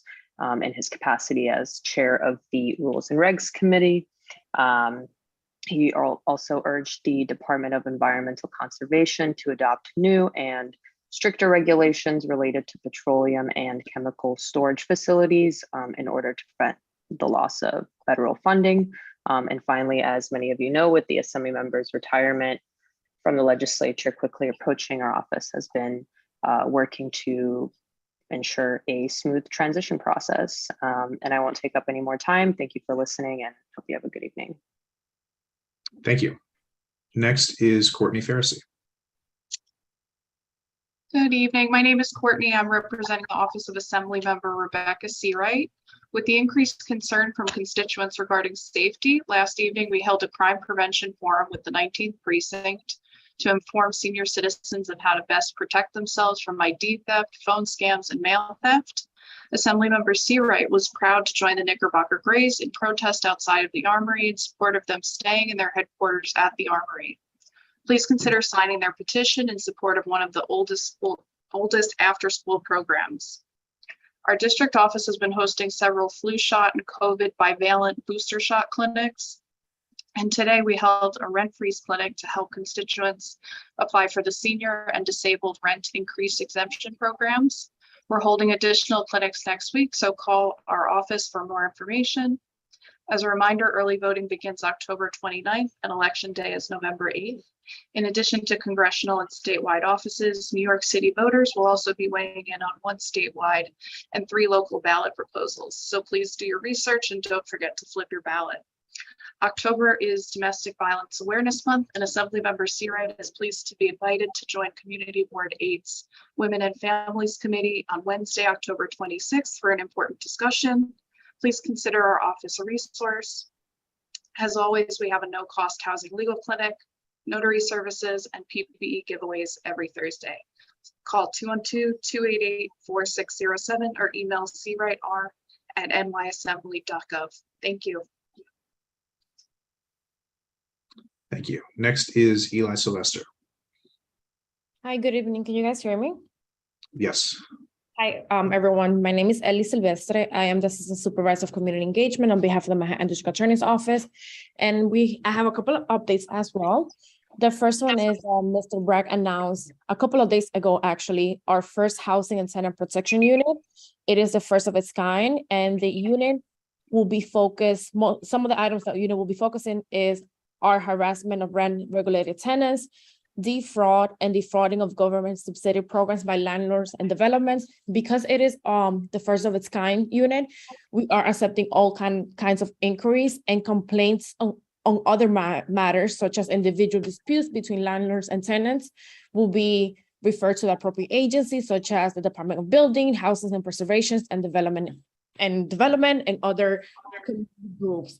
I encourage everyone to share their word. If anyone has any questions or concerns, they can reach out to me directly. The hotline for the new unit is 212-335-8900. We also have an email, which is dannyhousing@danny.nyc.gov. So I'm going to also include that in the chat. As it was just mentioned, October is Domestic Violence Awareness Month, and our office does a big push during this time all year long, but particularly during this month to bring awareness. We have presentations, conversations available, and we're always happy to come out into the community boards, precinct councils, and more to, bring resources to the communities. If anyone is interested in a presentation or conversation, not only on domestic violence, but other topics, they can reach out to me directly. I'm gonna make sure that I add my contact information in the chat. Last but not least, Dear Bragg has been making rounds in all community boards. So I'm gonna be in contact soon with CBA, and hopefully we can make it happen maybe for the next month or the following one. I'm happy to answer any questions or just reach out to me directly. Thank you. And I apologize for my mispronunciation. Next is Sophia Secor. Hi, everyone. I'm here representing State Senator Serrano. I'll try to make it as fast as possible. Yesterday, he attended a bill signing with the governor to pass a domestic violence bill package. And over the past month, he's been around the district at community events like Fall for the Arts on Roosevelt Island and hosting offsite constituent hours. The senator's been closely following the asylum seeker crisis and taking his constituents' concerns and comments seriously on the issue. And in response to the influx of asylum seekers arriving on buses from Texas, the city recently announced the opening of the Asylum Seeker Resource Center. And it's a place where the asylum seekers can go for help accessing important cultural and linguistic services. And our office has signed up to be a partner with them. So if you know anybody or know of any nonprofits that have people that are in need of getting appointments there, you can definitely send them over to our office and we will help them out. Yeah, and please, if anybody needs help on any other issues, also reach out to our office. We are at our office Monday through Friday, 9 a.m. to 5 p.m., which is at 335 East 100th Street, or you can call us at 212-828-5829. And also, if anybody needs to contact me personally, my email is ssecor@nysenate.gov. Thank you. Thank you. All right, that is it for the elected officials' reports. My report will be brief. Alita said everything I would have said about the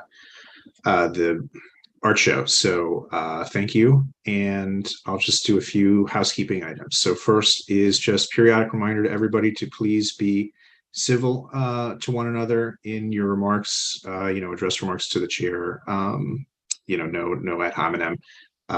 So just please be good about that. Civility is really important to our work and our ability to work together to do our jobs here. The next thing is we do have a long agenda, so I'll just ask everybody to please try to be as pithy and concise as possible in your remarks, not to repeat things that others have said in the course of the committee reports when we get to those, just so we can try and get through this as quickly as we can.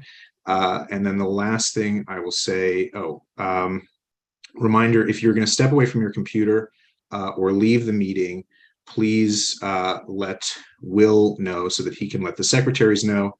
If you're stepping away from your computer, either let Will know or use the little coffee cup reaction icon. If you're leaving, let Will know so that we can incorporate that into our vote tallies. Finally, stay tuned for information about board social event in November and holiday party in December. So I'll send information about that later on, but just want to put it on everybody's radar. And that is it for my report. Will. Thank you, Russell. I just want to give a friendly reminder to all committee co-chairs that you should be turning your minutes in less than 2 weeks after your meeting so that you meet the open meetings law guidelines. We really do need you to turn in your minutes as quickly as possible so that the public has a better chance to review the minutes going into our full board meeting. And then I will remind that we are going to send out our e-blast at the beginning of next week for November. So if you are chairing a meeting in November, please send your agendas over as soon as possible. And one staffing update, if you have been around our office over the last year, a little bit more than a year, you've noticed Zachary, who is our community associate. He's been an incredible help. He actually announced this month that he was leaving to take a different job at the federal government. And so we are now in the process of hiring a replacement for Zachary. So if you know anybody who is looking for an entry-level job in New York City government, please direct your resumes to info@cb8m.com. And hopefully we'll have a replacement for Zachary, who did a great job over the last year, sometime in the next month. So thank you. I'll hand it back over to Russell. Thank you. All right, so let's get into the committee reports, and we're going to start with the elections committee report. So I will turn it over to Chuck Warren. Thank you, Russell. Just to remind everyone, in accordance with our new amendments to the bylaws, we have an elections committee this year. And this year, the committee is Michelle Birnbaum, Anthony Cohn, Ed Hartzog, Barbara Rudder, and me. We had our initial meeting, and things are moving along. And we gave candidates until October 6th to submit names. And we did get names, and I'll announce these names, and then we can have nominations from the floor. So far, the announced candidates, the ones who sent their names in: Chair, Russell Squire; First Vice Chair, Billy Freeland, Valerie Mason, Abraham Salcido; Second Vice Chair, Rebecca Dangor, and Secretary Addison Lev. Now, at this point, we're going to open the floor to nominations. You don't need a second, and anyone can propose a name or nominate themselves. So are there any further nominations? First, I'm going to go down for chair. I see. Are these nominations for chair? They've removed their hands, so. Okay. Seeing none, I think the nominations at this point stand. First vice chair. Are there any further nominations for first vice chair? Okay, hearing none. And I don't see anyone. Do you see anyone? Will? Correct. No hands have come up. Second vice chair. Are there any further nominations for second vice chair? I see Gail Barron. Can we unmute Gail? Gail, you can unmute now. Thank you. I'd like to nominate Sharon Pope Marshall. Sharon called me at 6 tonight. Unfortunately, she's very ill and she's unable to attend our board meeting, but she said that she indeed would accept the nomination. Thank you. Okay. Thank you, Gail. You're welcome. Any further nominations for second vice chair? Okay. Secretary, any nominations for secretary? And I think Judy, why don't we call on Judy Schneider? Judy? I'd like to nominate Phyllis Farber. Okay. Phyllis Farber, okay. Phyllis, do you accept? Yes. Thank you. And Sandrea Coleman, can we unmute Sandrea? Yes, I would like to nominate myself. I wasn't able to meet the deadline. I was a little ill, Yes. but Thank you. Thank you. Sure. Any further nominations? Okay. Hearing none, it looks like the slate then is Chair Russell Squire, first vice chair Billy Freeland, Valerie Mason, Abraham Salcido. Candidates for second vice chair, Rebecca Dangor and Sharon Pope Marshall. And secretaries, Addison Lev, Phyllis Farber, and Sandrea Coleman. And now, in accordance with our bylaws, the procedure is that board members can send in questions to the committee. They should come into the board office to be asked at our meeting on November 9th, which would be our land use meeting. And those questions should be in by November 6th. And that gives everybody plenty of time. So send in the questions in accordance with the bylaws. We're going to ask the same questions of the candidates for each office. Obviously, questions will be tailored to the office, and the committee will review the questions and will be ready to ask them to the candidates on November 9th in front of the board. And I think that's all, Russell. I think that's all we have to report from the elections committee. Very good. Thank you very much. Next, we will go to the transportation committee. So Chuck, you're on with Craig. Right. And I'd like to turn it over to Craig, who handled this, who handled the one issue that we've been talking about for most of the night, and that's the Third Avenue redesign. Craig, I assume, is here. Yes, thank you, Chuck. Okay. Take it away, Good Craig. evening. Good evening, everyone. So I think everyone has now heard from many members of the public about the resolution that was passed at the committee. So just to briefly summarize, it is a proposal to provide a complete streets design on Third Avenue, which would essentially mean that the curbside lane on the right side will remain a parking lane. The next lane over from that will become the bus lane. Then you will have 3 moving lanes.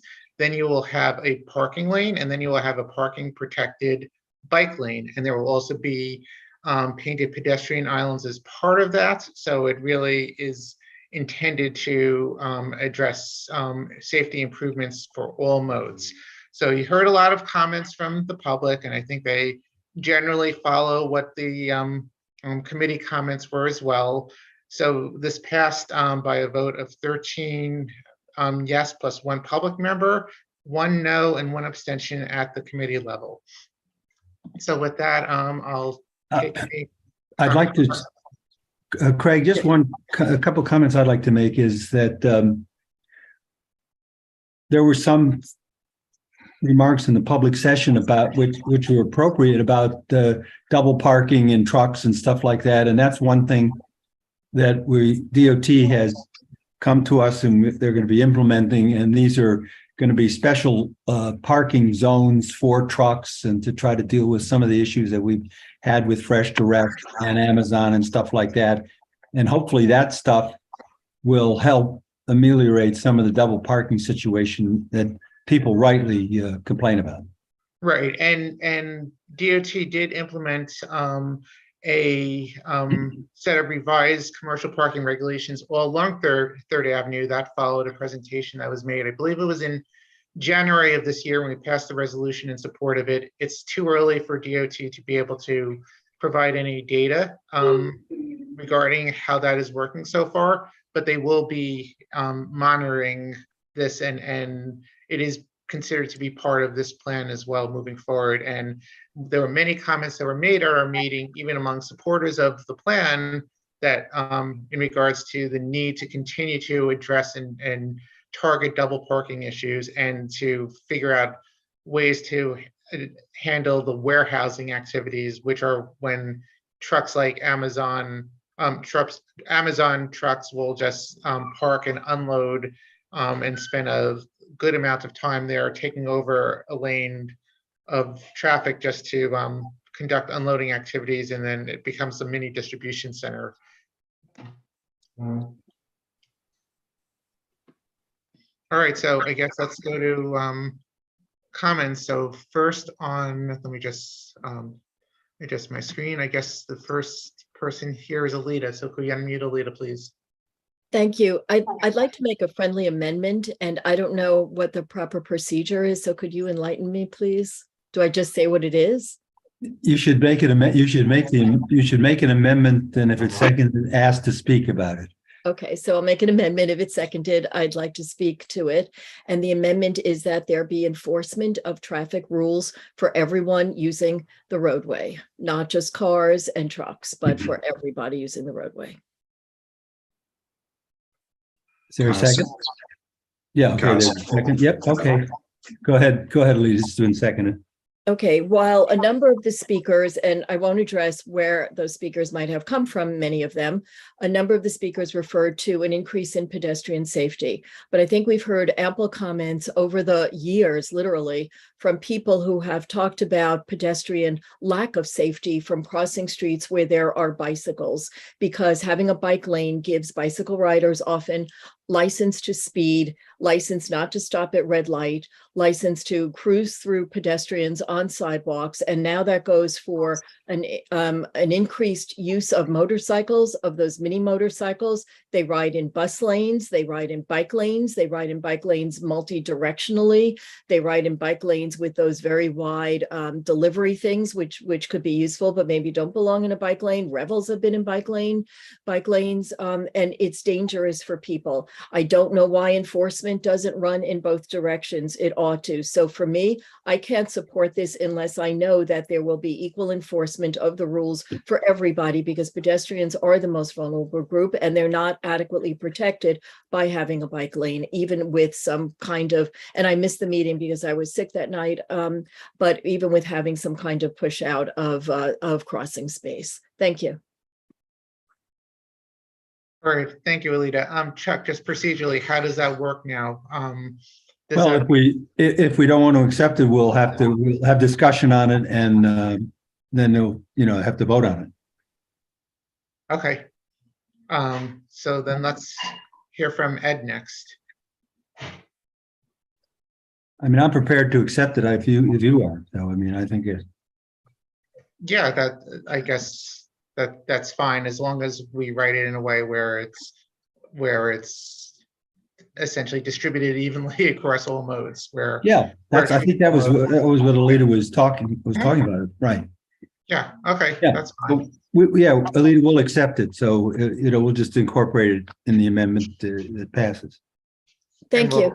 And we'll add appropriate whereases. Right. Thank you. Okay. So next we have Ed Herzog.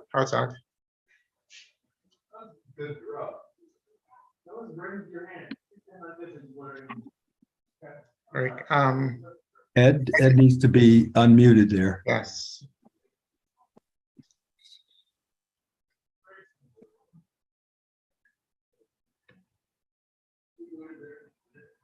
Thanks, Chuck. Thanks, Craig. So I echo everything that Alita just said. And I'm just going to speak to two members of the public because I think they encapsulate most of what people were saying. First is Andrew Fine. He's right. He echoes what Alita was saying about enforcement first, especially with the double parking of the truck traffic. And Andrew is also, I think, correct in terms of the folks who are coming and pleading with us to listen to the public. Quite a few of them were outside of our community board, and I know you probably traverse through our community board on your bike paths or not, so I can see why you'd show up here, but I noticed it as well. And he does speak to the practicality, and that's what I'd like to speak to, is the practicality of it all. You know, look, I'm happy for a good seminar class too in grad school. I loved them, but you know, it's practical time. And when you get out on First Avenue, because I drive it every night, I mean, not every night, twice a week. It's literally, as George Costanza said, you know, it's just Thunderdome out there. You can have the stuff is painted on the street, but you know, that's that's just simply sort of advisory. It's not obligatory. As Alita pointed out, there's no enforcement whatsoever. There isn't a traffic agent out there, please. The bikes and the Rebels and all the other conveyances are just weaving in and out of the bike lanes. If they stayed in the bike lane, that would be one thing. But I have yet to hear anybody advocating for the bikes, and I'm all for them, the clean air and all that, but I don't hear anybody talking about the fact that they're in the bike lane when it's convenient, they're in the street when it's convenient, they blow through the red light when it's, not to their suiting. And let's just get down to brass tacks in terms of the person who said there's a 7-lane highway out on 3rd Avenue. Again, anybody who drives on 3rd Avenue knows if that's your idea of a highway, I just wonder. But my point is, you're going to have a bike lane on the rail on the left side. Then you're going to have the island. Then you're going to have parking. So you're into the 3rd lane. Well, in order to parallel park, you're going to have to get into the next lane in order to back up right into the spot. So you're choking it down. Then you're on the right side and you got the truck traffic. Anybody who's been up First Avenue at any time of the day, especially in the evening when they're up there by the Food Emporium on 71 and along there with the UPS trucks through the 60s. Where else are they going? They got to be in the 3rd lane, which means you're already choked down into the middle. And God forbid anybody else is on the right side double parking over there. So it's like a clogged artery. It's like sclerosis, I think, of your veins out there moving up and down. So 3rd Avenue, in my humble opinion, because I live on 72nd and 3rd, I see it out the window with the deliveries with Fresh Direct. It's just, it's a practicality. There's no way around it. And I know everybody would like to get rid of the cars. That's great, but that's just not going to happen because we live on an island and there's no other way to get things on here but some sort of conveyance. And unless Amazon can come up with a way with drones to hover over Manhattan and lower our groceries and things of that nature onto the island, we're going to have trucks and cars with us for a long time to come. So I just like to stop and say, I just would like, the enforcement, the practicalities we looked at. And very quickly, I did some quick math. And to the gentleman who spoke to the Crash Mapper website, that was quite helpful. I did some quick math and found out that CB8 is actually number 6 in the island of Manhattan in terms of crashes, 6. And that there were 50 fatalities in CB8, and it was number 1 on the island of Manhattan. However, I might posit that some of that might be due to the fact that we have more seniors and there were a lot of fatalities. It didn't separate as for bike fatalities or for cars. And in terms of a rate of fatality per crash, CB7 is actually more lethal. Fewer crashes, higher deaths. Yes, you're shaking, Paul, but those are the numbers. So I don't know what it says on the Crash Mapper, but again, I'm just arguing for advocating for more practicality and enforcement out there, and what I think is going to happen to anybody who's been out on First Avenue. So gone long, but Phyllis, P-H-Y. Chuck, we can hear you. Phyllis, how do you spell Phyllis? Chuck. So thanks, guys. All right, thank you, Ed. Next we have Paul Pickler. Thank you, Craig. I'm absolutely in favor of this proposal by DOT. To me, there are a few very simple reasons, each of which would be enough. Stop people being killed, pedestrians, people on bikes, people in cars don't get maimed as much because there's less traffic incidents. 50,000 bus riders who go on the slowest avenue in Manhattan would benefit each day. Ambulances and fire trucks get through quicker because they go in the bus lane, which is clear. It's easier for the drivers who most need it. I think about the people who absolutely have to get around using a car. Their life becomes easier because more people are on the buses, more people are not driving, and it's just better for everybody. In terms of trucks, absolutely right to the previous speaker. We need to deal with the trucks. There's something called loading zones where you carve out space for the trucks to put across, and there are loading zones. And the last few yards are done by small little wheel devices. Above all else, it's just part of the process of making this a nicer place to live. So I fully support this. Thank you very much. All right, thank you, Paul. Next we have Billy Freeland.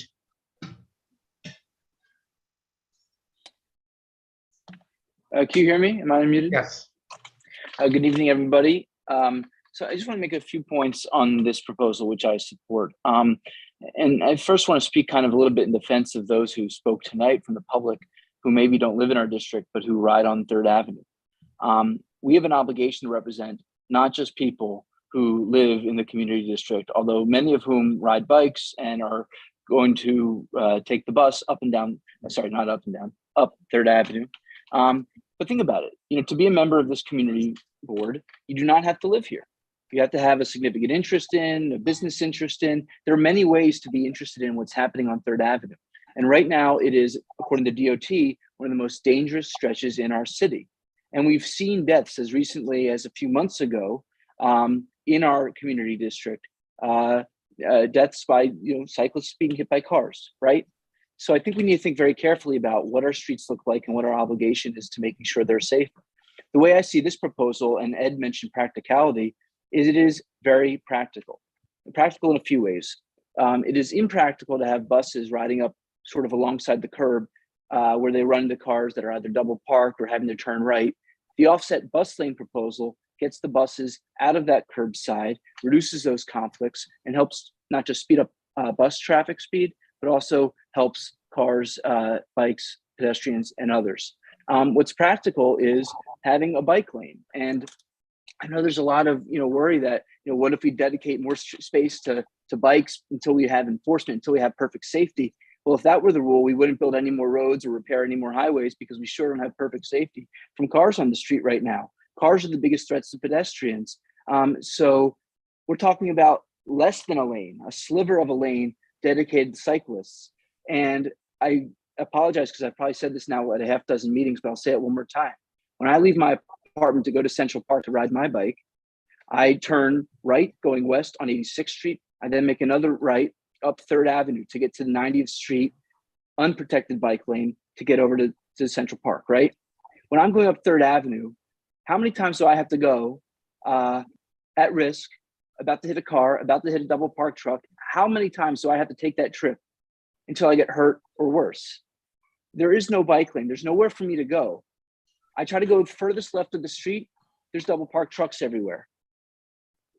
And it's not just me. It's thousands and thousands of cyclists who are demanding these changes. It's pedestrians for whom the street will become safer when there's those medians where the protected bike lane is. We've seen it on 1st and 2nd Avenue that shortens the walking distance. And it's bus riders. And in terms of cars, my understanding is this proposal does hardly anything to parking. So we're not really losing parking space through the proposal.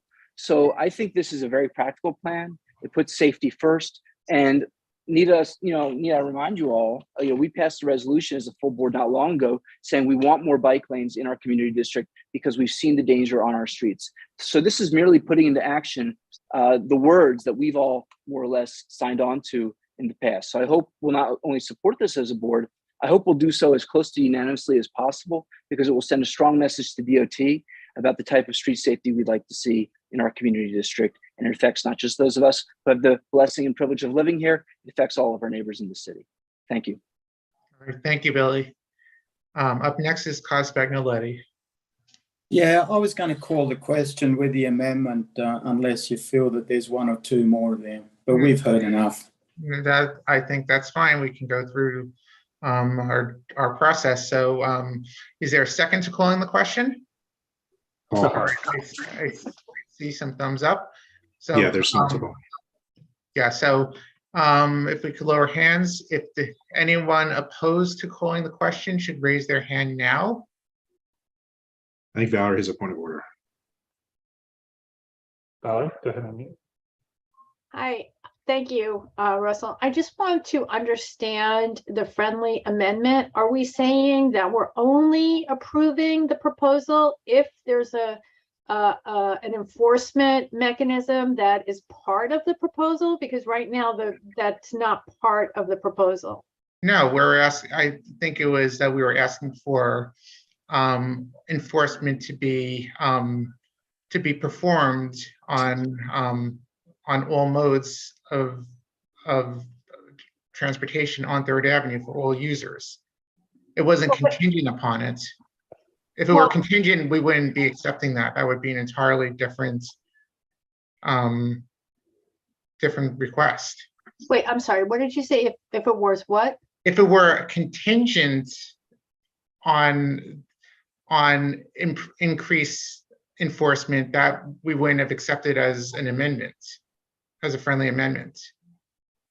Oh, that would be unfriendly. Yeah, this wasn't meant to be. No, a friendly amendment is something that is agreed upon that doesn't change the foundation of the resolution. That would be a contingency that would be entirely, that would likely result in an entirely different vote. It's not, more importantly, it's not what the suggestion is. Okay, I just wanted to understand, it's Alita, that was what Alita's intention was. No, the concept, as I understood it clearly from Alita, was that there should be enforcement against all the modes of transportation equally, essentially. Calling for enforcement, not making it contingent. Right, not making, no, there's no contingency. Okay. I mean, not okay, but I just, I would just ask Alita if that's what she meant, if she's nodding her head or whatever, because I didn't take from what her comments were after that that's what her intention was. No, I actually am not sure now that you raise it, Valerie, because I do think it should be contingent on, for me. If it's contingent, we're not accepting it. That was not my understanding at all. I just want to make sure there's equal. I hadn't thought of it. I hadn't thought of it in that way, but that's the way that maybe it makes sense. Everyone is talking about enforcement of parking rules and enforcement of truck delivery. And if that's part of it, I don't know what that means. I don't know what that means. What does that mean? That I don't know. You don't approve it unless there's enforcement on that. I mean, I don't know. I don't think that's what we meant. Well, then what's the difference between saying that there should be enforcement and making it part of the resolution is that there be enforcement? Because enforcement isn't DOT. This is a request going to DOT to implement the improvements. Enforcement is coming from different agencies and different entities. I see. And when you talk about enforcement, it's traffic enforcement from NYPD, it's speed cameras, it's other means of enforcement that are separate from the improvements or the changes that are being proposed here.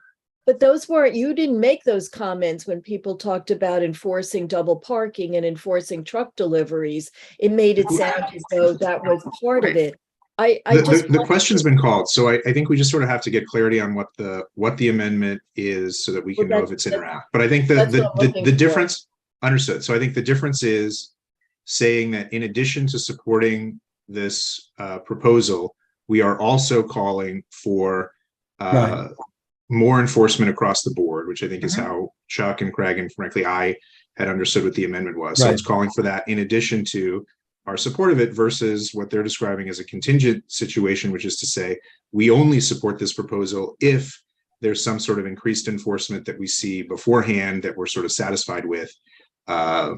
It's sort of it's like a phasing. I guess I didn't mean either of those. I meant that there should be enforcement as part of the program to, quote, improve Third Avenue, that there needs to be an enforcement component to that. That's what I meant. And it should all be a package deal. I think that's what we understand it to be. It's both. It's saying we want this and we want enforcement. Right. Okay. Yep. Okay, on those we can accept it under those conditions, and so it'll be, if we approve it, the amendment, it'll be in it, and under those conditions. So we're not having more debate on this. That was just to clarify. No. So I think Right. The question's been called. We were just asking if The anyone secretary. opposed. Right. If anyone opposed. Oh, the secretaries do that. Yeah, Rebecca. Can we lower our Anthony and Ed, are your hands up because you're opposed to calling to question? So why don't we just, Anthony, right now we're voting on whether to call the question. Everybody hands up if you don't want to call the question. Okay. And so let's move to the vote. All right, let's lower everyone's hands. If you would like to vote no, abstain, or not vote for cause, please raise your hand. Anthony. Did you say, I saw the no. He said no, but yeah. No. Jane. No. Michelle. This is on the resolution, not on calling the question, correct? Correct. Correct. No. Marco. No. Ed. I just want to be clear. This is what I was trying to ask before. This is the motion with the leader's amendment? Just what are we voting on? That's what I just want to know. I just want to know what we're voting on. In support of DOT's proposal and requesting enforcement of all modes, all users on Third Avenue. And that request would be to DOT, right? I just want to be clear about what I'm voting on here, right? That's it, right? Yes. So it's to DOT. Yeah, no. Okay, Ed is a no. Valerie. I am a no. Elizabeth. Ashley. No. Abraham. I'm a no. John. No. Gail. No. Bill. No. Rami. I would like to abstain. Andrea. No. I'll give everyone one more second. Carolina. Abstain. Sandrea, did you re-raise your hand? My thing is acting up. No, I didn't. I'm trying. Okay. I will get the tally for you shortly, but I believe the resolution carried.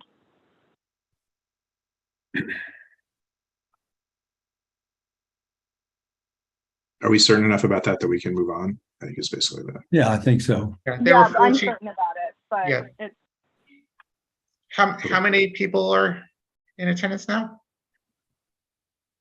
there was 41 people here, one person is away. Okay, so, and we He's have back. 14 no, so. Or we can just take a minute, and Wilma has her hand up.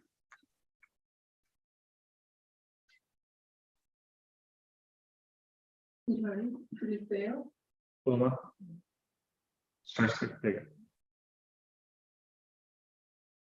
Wilma, are you voting? No. Okay, thanks. Okay.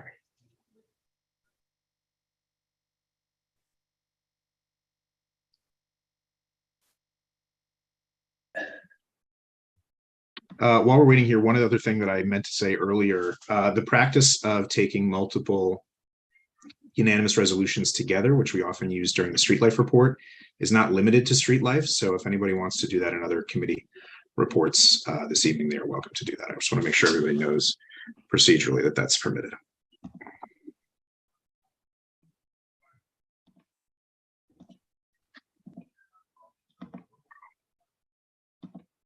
All right. The transportation committee is done when you're ready to move on. Valerie, you have go ahead.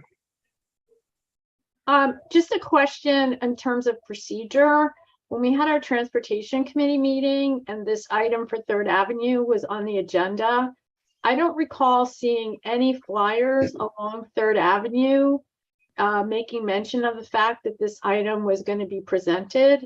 So I just wanted to hear from Will whether in fact, you know, anybody who was using Third Avenue in the last 6 weeks knew that we were talking about this item. I'm sure they did if they follow our Twitter or on Twitter, or if they get our e-blasts or any of the elected officials e-blasts, you know, and you know, you say the signs on the link kiosks, but no, we did not individually flyer up and down Third Avenue. We usually ask applicants to flyer.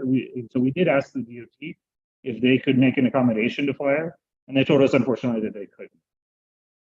Valerie, there were about 120 people at the meeting, so I think the word was out. Yeah, I know, and a lot of them were from a particular organization who was noticed about the meeting, and not very many of them. I mean, I spoke to 2 merchants specifically on Third Avenue and 72nd Street, none of whom were aware of the proposal.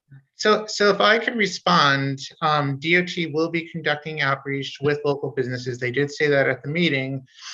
And since that meeting, there has been a good amount of publicity about this vote that we took in the presentation that was made. So people did have the opportunity to be able to comment tonight. And well, yeah, but that was no, okay. Yeah, the resolution's passed. We can't keep debating it. So No. To the Okay, next. I have an item for new business. That's all. Okay, so let's go to the congestion pricing task force. So Craig and Alita. all right, thank you. Let me wait for Alita to come on. I'm here. Mm. Thank you. All right. So if you don't mind, Alita, I'll just lead off. That's fine. I intended to finish up, so go ahead. Okay, so following discussions that took place at the last task force meeting and our last full board meeting, we decided that we would try to have a specific focus on issues pertaining to people with disabilities and how they may be impacted by congestion pricing. And we had an extremely productive, fruitful discussion where we had a lot of good ideas that were raised and a lot of good feedback to help us understand what the issues that exist are and some discussions as to how we could address it. And as a result, we actually were able to pass a unanimous resolution that really provides a framework for how we think we need to alert MTA and other officials as to how we should be addressing some of these specific issues to try to ensure that people with disabilities aren't going to be unduly impacted by congestion pricing. So I hope everyone had a chance to read the resolution. We spent a good amount of time trying to craft it and to ensure that it was reflective of all the issues and points that people had brought up during the meeting. We had very good participation. And as I said, it was a unanimous resolution. Alita, I don't know if you want to add anything to that, but feel free. I just want to mention that during the meeting, there were a lot of comments from the public and board members. We interwove those comments throughout, so everyone had plenty of opportunity to speak and to re-speak. And Mohit, during the meeting, wrote out the text of the resolution so that we could look at it and see exactly what it said, and that was exactly what was voted on. The whereas clauses Craig and I worked on afterwards, but the text of the resolution itself was done at the meeting, so there would be no, everything would be very clear, because I think it's 5 parts or so, and we just wanted everything to be available for people to comment on and make modifications at the committee meeting if necessary. Peggy has her hand up, Craig. Yes, let's call on Peggy, please. Since it was unanimous, I'd like to call the question. Are there any objections? Second. Is there a Yes. second? Exactly. I see a second. Michelle, is there, has a Are there any comment? objections? I don't see any, so let's Rami. take a vote. Before we turn it to Rami, the final vote was 26 yes, 13 no, and 2 abstentions for the transportation item. Thanks, Rebecca. If you're voting no, abstaining, or not voting for cause, please raise your hand.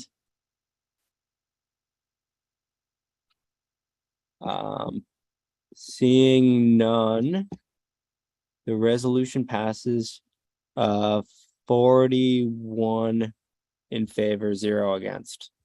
Thank you, Rami. Craig, if you don't mind, I just want to mention that there had been a big article in the Daily News raising some questions about the MTA and its financial responsibility, not with respect to congestion pricing. But I just wanted to draw your attention to that, because possibly Craig and I have not discussed the agenda for next month, but finances are on our list of many different topics over the next few months. So that may be the item that we take up next. Our meeting is scheduled for November 22nd. I think I have that right, Craig? Yes, I believe so. Right, so it's not ideal because it's Thanksgiving week, but at least it's 2 days before Thanksgiving. If anything changes, of course, it will be posted. And Michelle has her hand up. But we can't do any more substantive discussion on this item or anything else. So I want Okay, us so to- then, thank you, everyone, for unanimity. Yes, thank you very much. Okay. Let's go next to Street Life and Abraham.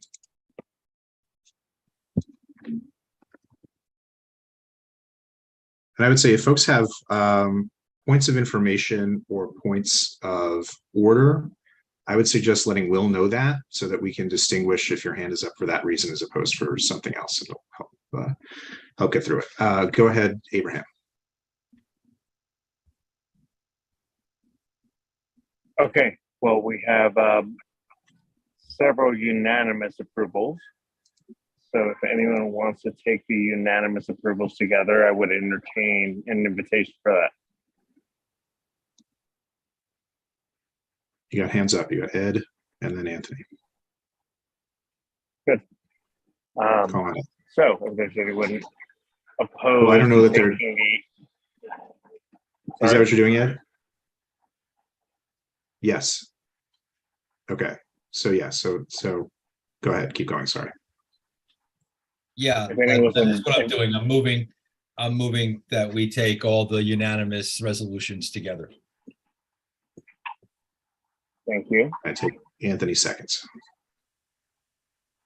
Good. So if anyone's opposed, let us know. Otherwise, we will take the unanimous together and I will go to the secretaries on the unanimous approvals. And everyone can see which are the unanimous ones. It's in the minutes. Who's presenting this? This is Sandrea is taking this vote. Greetings all. Please raise your hand if you are voting no, abstaining, or not voting for cause.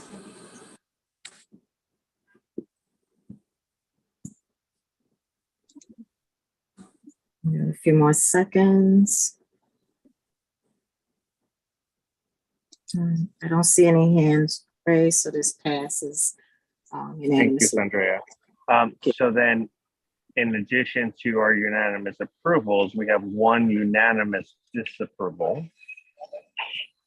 So I would put that on the floor. Sorry, before you do that, I think we actually have to make a substitution for the club one. I'm sorry, say that again. So we got additional stipulations from the residents and the applicant for 1A. Yes, we did.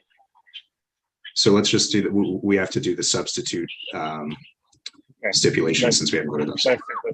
We're incorporating the new stipulations into that resolution.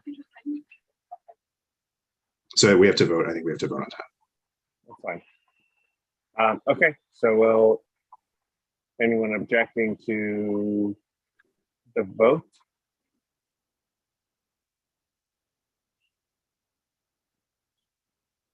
All right, so on 1A, we're introducing the new updated stipulations with the residents. So if anyone's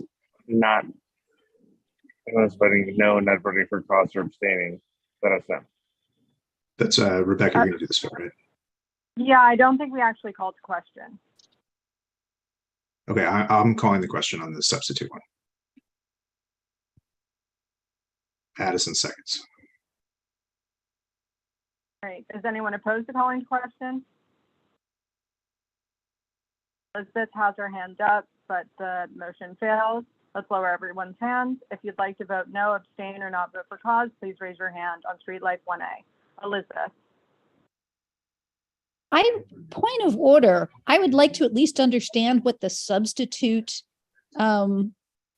stipulations are before we vote. They're in your meeting packet. They're Yeah, can somebody summarize them? So the process was that this application had originally come to the committee in August, and the residents and neighbors had raised a number of concerns, and the applicant expressed a willingness to work with the residents to address those issues. So they had a number of meetings over the course of the succeeding 2 months. They came to a number of agreements on most issues. There were still a few outstanding items So actually, the most recent iteration of the stipulations, and they've actually come to a closer agreement, which is why we've now included them into the most recent resolution. Right. So they had an agreement on a lot of things, but not everything. We passed a resolution with the things that they had agreed on and the understanding that they would continue to work it out. And then before tonight's meeting, they came to agreement on everything. And so they sent us a substitute, version that's more comprehensive, but it's been agreed between the applicant and the local neighbors. Okay, so the information that the applicant has agreed to the new set of stipulations is new information and very helpful. Thank you. Correct, yes. But the applicant had agreed to the stuff from before. Go ahead. So if you'd like to vote no, abstain, or not vote for cause, please raise your hand. Seeing none, the item passes unanimously with 41 yeses. Okay, so we now have the one unanimous disapproval, which was the Shake Shack application. So unless there's any commentary on it, I would move to the vote. Oh, there's a hand. Sorry, I thought we were voting on the substitute resolution and not all the other units.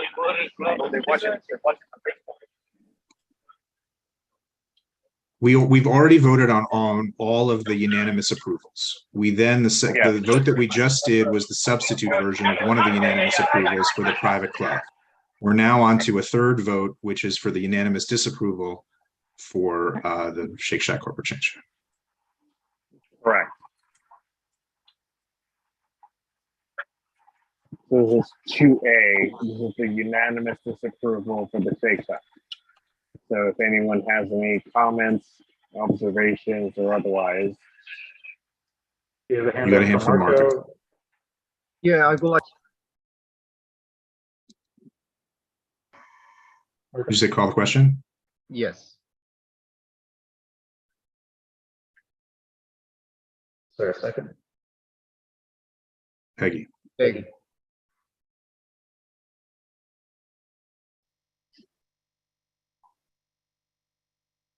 Anyone opposed?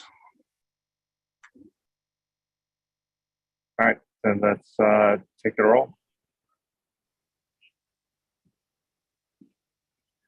You're voting no, abstaining, or not voting for cause, please raise your hand. Cause?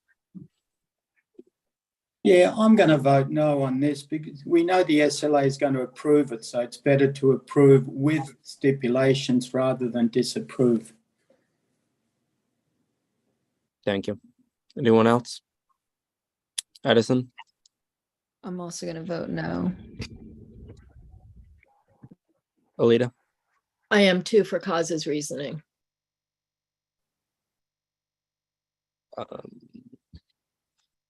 Seeing no others, the item passes 39 to 3. Thank you very much. Thank you. All right, next is the Landmarks Committee. David Halpern, Jane Parshall.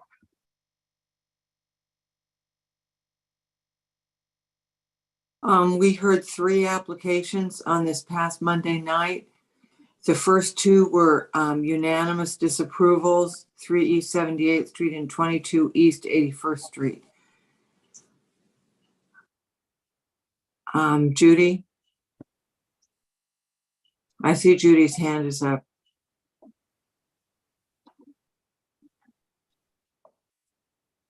Somebody Yeah, want Judy? Yes, Jane, my hand was up. I had trouble raising my hand.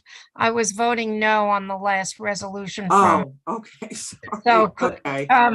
if whoever was taking the roll, if they could please include me. Tommy will get it.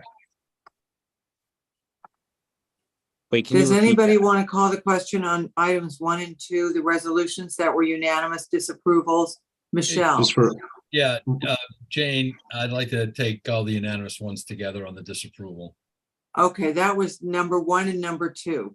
Right, take So, them together. All Right. in favor? Any opposed? I guess we can call the roll.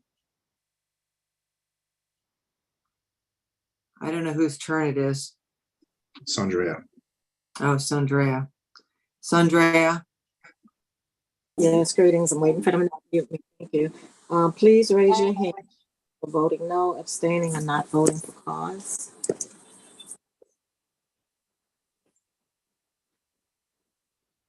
Addison? I'm going to abstain because I haven't been able to watch the video recording yet to figure out everything that went on. Thank you. Elizabeth?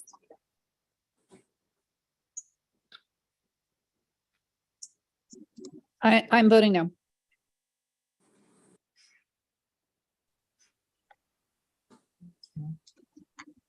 A few more seconds. Looks like, well, okay. Valerie? I'm just gonna abstain, please. Okay. This resolution passed. Yeah, it passed with 2 abstentions and 1 no. Those were for the 2 applications. Thank you. David, you're on. So 1045 Park Avenue, you've already heard a comment from Carnegie Hill neighbors. So let me just preface a little bit before we get into the project itself. First of all, as a committee, we make judgments on the information that's available. If the information is inadequate, we delay or we postpone. Some applications could be missing details, sightlines, 3D representations. But if we think there's enough information for us to make a judgment, we don't hold up the process. in this particular case, where the where the mock-up has not been done, the mass of the penthouse is already there. So the mock-up is going to tell us very, very little. Therefore, there was no reason to hold up because the mock-up had not been done. You'll see, some selected illustrations which will show you why we felt we did not have to ask for the mock-up. The other side of the coin is that this is perhaps the most extensive, thorough presentation of a project that I have seen in over 10 years on the Landmarks Committee. Maybe there are one or two others that were equal to it. I think that their intent was to have the mock-up. They weren't trying to cheat on us. The mock-up was going to start momentarily, any day right after our meeting. Unfortunately, they were held up for whatever reason, but we didn't see holding them up for another whole month, coming back to us and losing that time. So let's share the screen, Saida or Will, please.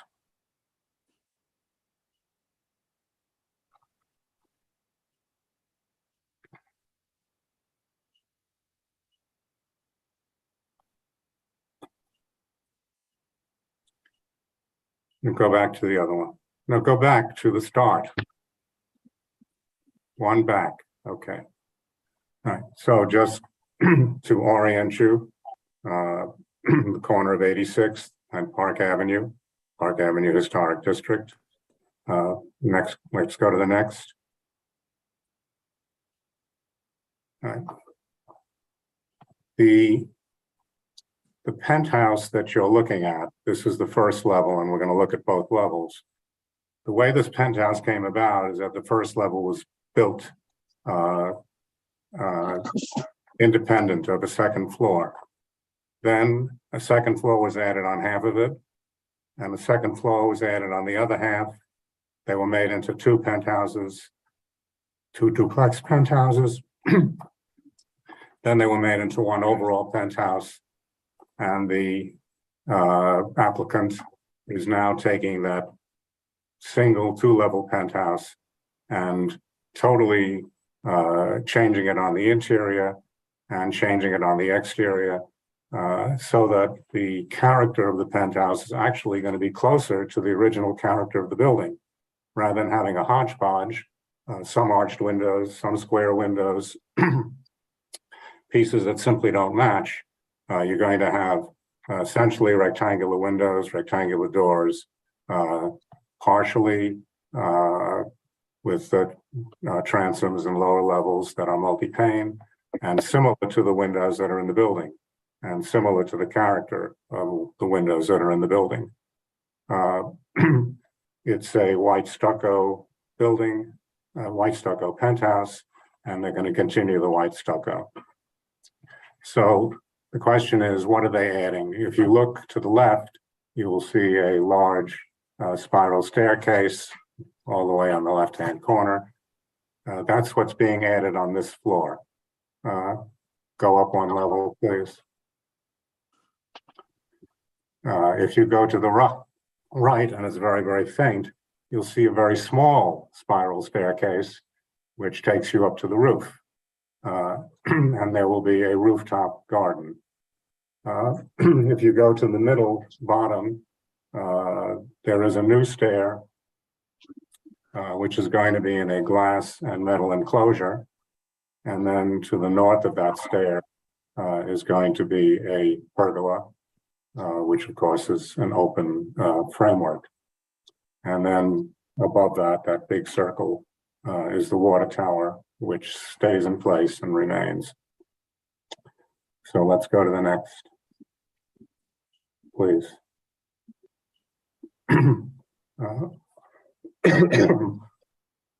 One of the subtleties that I didn't mention, you probably noticed the fireplace and the chimney, which are off center. When you look at this view from the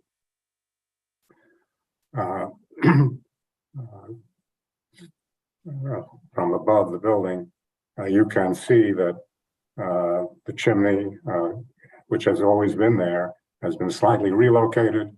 Water tower remains, and you can see the pergola where it's been added. If we look from the other direction, and you can see basically, except for the pergola, they're not adding anything. And if we go in the other direction, here again, you can see that essentially the mass is unchanged, and you can't even see the stair. Now, you can ask us, can we trust these? Well, this is a photograph, and we're trusting the photograph. And all they did is take that photograph, model it, and make the adjustments that are in their aesthetic approach to the penthouse. So I think you can see that based upon all the information we had, based upon the fact that the massing is there, except for some minor adjustments, we felt that this was a good application and it should be approved. It was not unanimous, 8 in favor, including the public member, and 2 abstentions. And I'm sure the abstentions are going to have something to say. And it might be that even some of the people who voted in favor might have something to say. But I wanted you to understand the context and how we came to the conclusion that we came to. Okay, so I think you have some hands. Why don't we hear from somebody who abstained? Maybe Alita, would you like to? We always call on Michelle first, so I'm going to call on Alita first time. Thank you, David, but I was going to ask if you could call on Michelle and I could take her place and go after she speaks. Thank you. All right, Michelle, you go first. Okay, so at the committee meeting, when the applicant offered that they were going to put up, a mocking, I asked them whether or not they had an appointment with Landmarks, because if we had a time constraint, I might have considered some things differently. However, they said they did not have an appointment with Landmarks, and in fact, they weren't in that much of a rush. And if we wanted to lay this over to the following month's Landmarks committee, once the mock was up and people could take a look at it, that would be fine with them.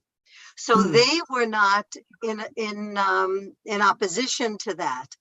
I think it would have been a good idea. I understand David's point of view, and he may be right, but not everybody in the neighborhood was at our Landmarks meeting and saw our Landmarks presentation.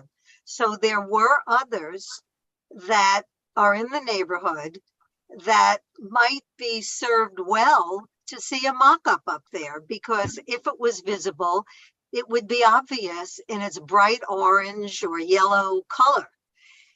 By not allowing that to happen, although I'm not blaming the applicant, it wasn't his fault, it wasn't ready, and they were willing to comply.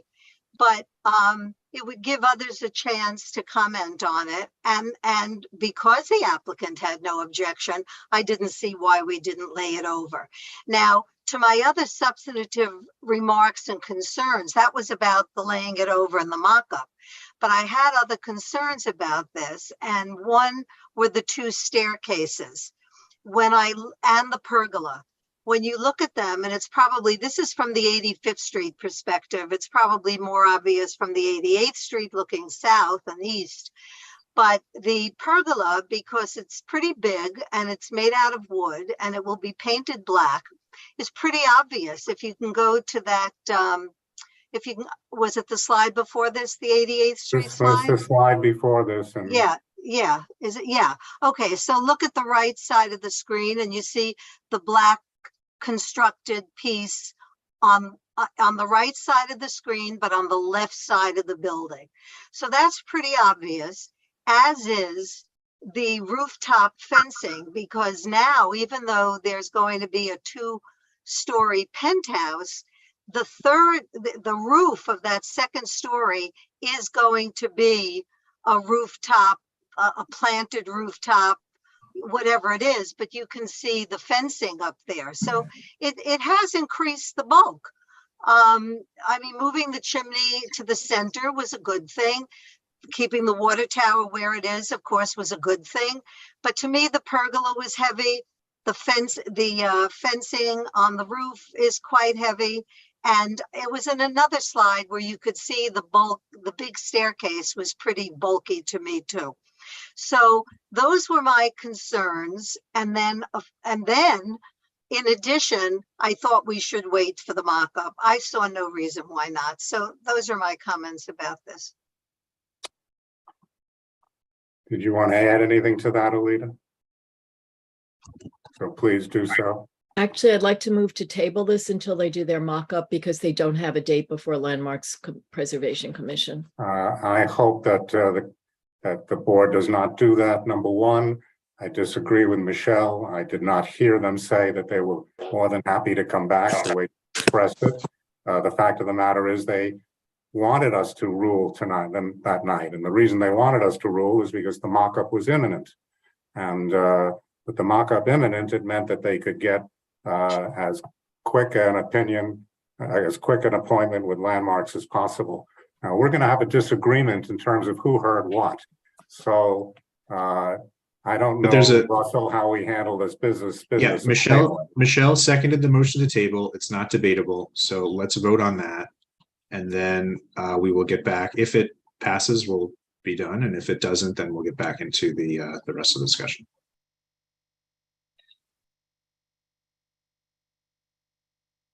So let's lower the hands and secretaries can take the vote. Next. I think it's Rebecca. This is a motion to table landmarks item 3. If you would like to vote no, abstain, or not vote for cause, please raise your hand. So the motion is to, yeah, I'm voting no. And just to be clear for everybody, the motion is to table this, so we would put it to the side and not vote, you know, essentially not take a position on it tonight and deal with it next month. I'm voting no on that. Judy? No. Elise?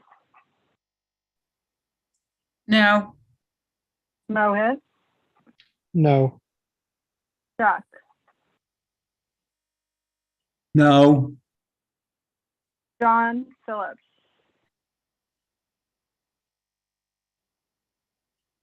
No. Lindsay? No. Lori? No. Rami? No. Taina? No. Jane? No. Addison? Abstain. Elizabeth Rose?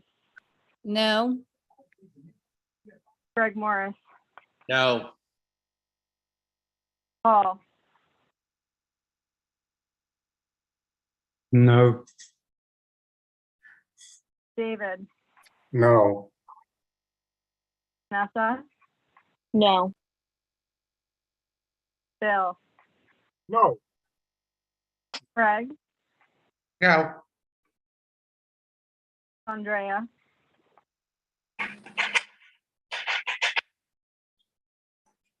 No. Sahar? No. Adam? No. Gail? No. Ed? No. Wilma?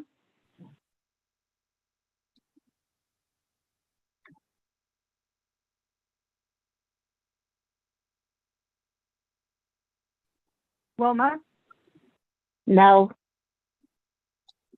Peggy? No. Valerie? No. Anthony? No. Marco?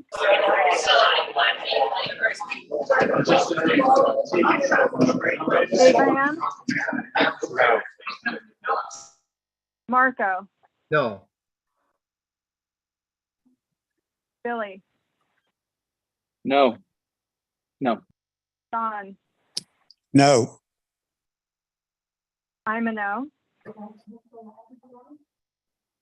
The motion to table failed. So we go back to the discussion. Yeah. I think Alita, you had your say. So I think Anthony wanted to comment.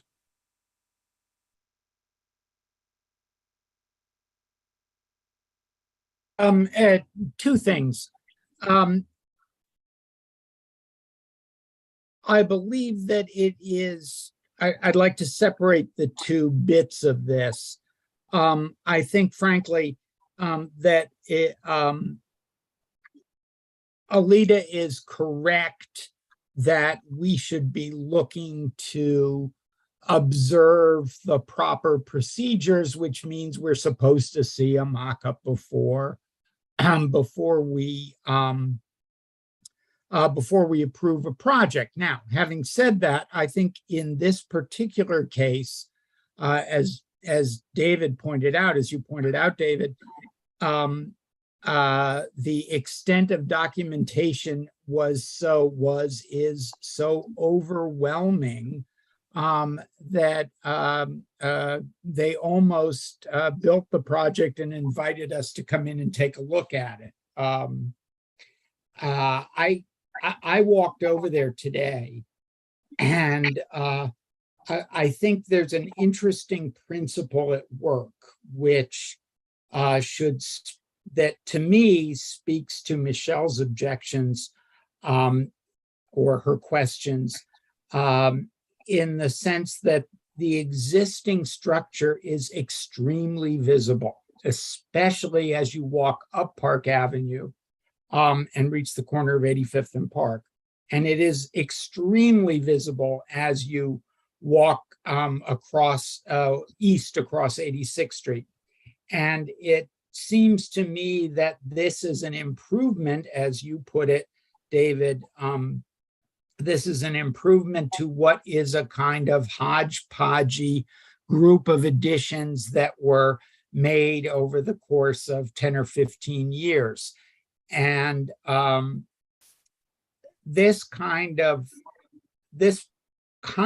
project, while marginally more visible, offers a reorganization of a messy roofscape into something that actually makes sense. And probably 5 minutes after it's finished, no one will notice it ever again. And one quick technical point, it's stucco, and the stucco isn't really white. It's a limestone color to match all of the limestone ornament of the building below, including the cornice.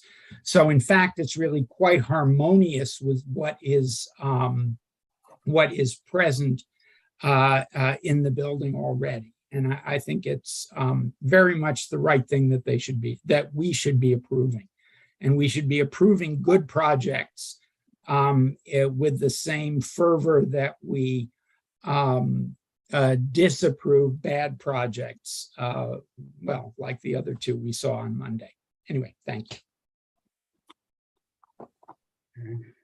Judy Schneider. I don't know what the order is at this point, so I'm just going to be arbitrary. Call the original question. Oh, good. Okay. Is there a second? Peggy. Yes, Peggy Price. Okay. So we have a resolution to approve. Anyone opposed to calling the question?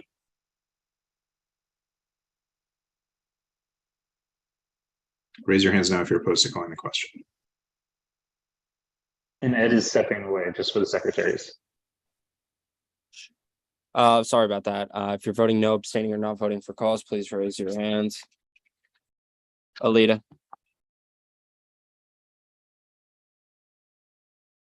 Sorry, abstain.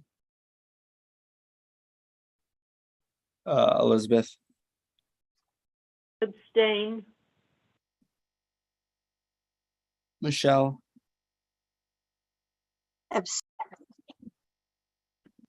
Michelle, we missed you. You cut off. I mute again. Was that an abstention, Michelle? We're unmuting her again to get clarification. Michelle, unmute again. There you go.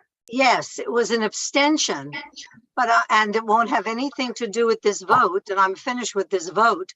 But I want to direct people to the tape because I don't want to be doubted about what I heard, that the applicant was willing to hold this over. Thank you. Thank you. Seeing no other votes, the resolution passes. 37 to 0. To 3. 37 to 0 to 3. Thank you. Thank you. Thank you all. Thanks. All right, next we will go to the Women and Families Committee, Gail Barron and Peggy Price. Good evening, everyone. At our September meeting, which was a joint session with the Voting Reform Task Force, we unanimously passed a resolution that both affirms the right to an abortion and expresses support for the proposed Equality Act in New York State, which is Senate Bill 51002. Specifically, the proposed Equality Act would create an amendment to the state's constitution that would ban discrimination on the basis of race, color, ethnicity, national origin, gender expression, pregnancy, pregnancy outcomes, and reproductive health care and autonomy. Again, this resolution passed unanimously, so if anybody would like to call the question. Michelle? I have a question. I'm looking at this. I believe this is what you attached, that this is the bill. Yes. Okay. I'm looking at this. It mentions equality and a lot of issues, including reproductive health care. It doesn't ever mention, unless I'm missing it, the word abortion. Isn't there a separate bill about abortion? Pregnancy outcomes covers the issue of abortion. So, and what this does is ensure equality for those decisions, correct? It's an anti-discrimination bill. Correct. It doesn't quantify or qualify or set any parameters for abortion. Am I correct? This bill does not set specific. Okay, that's my question. That's what I was asking. This is just calling for equality on all of these issues. Yes. On that, okay. Thank you. That was I needed that clarification. Thank you. Thank you. But the resolution mentions abortion or reproductive health separate from the bill. But it doesn't talk about parameters. Am I wrong? Where does it?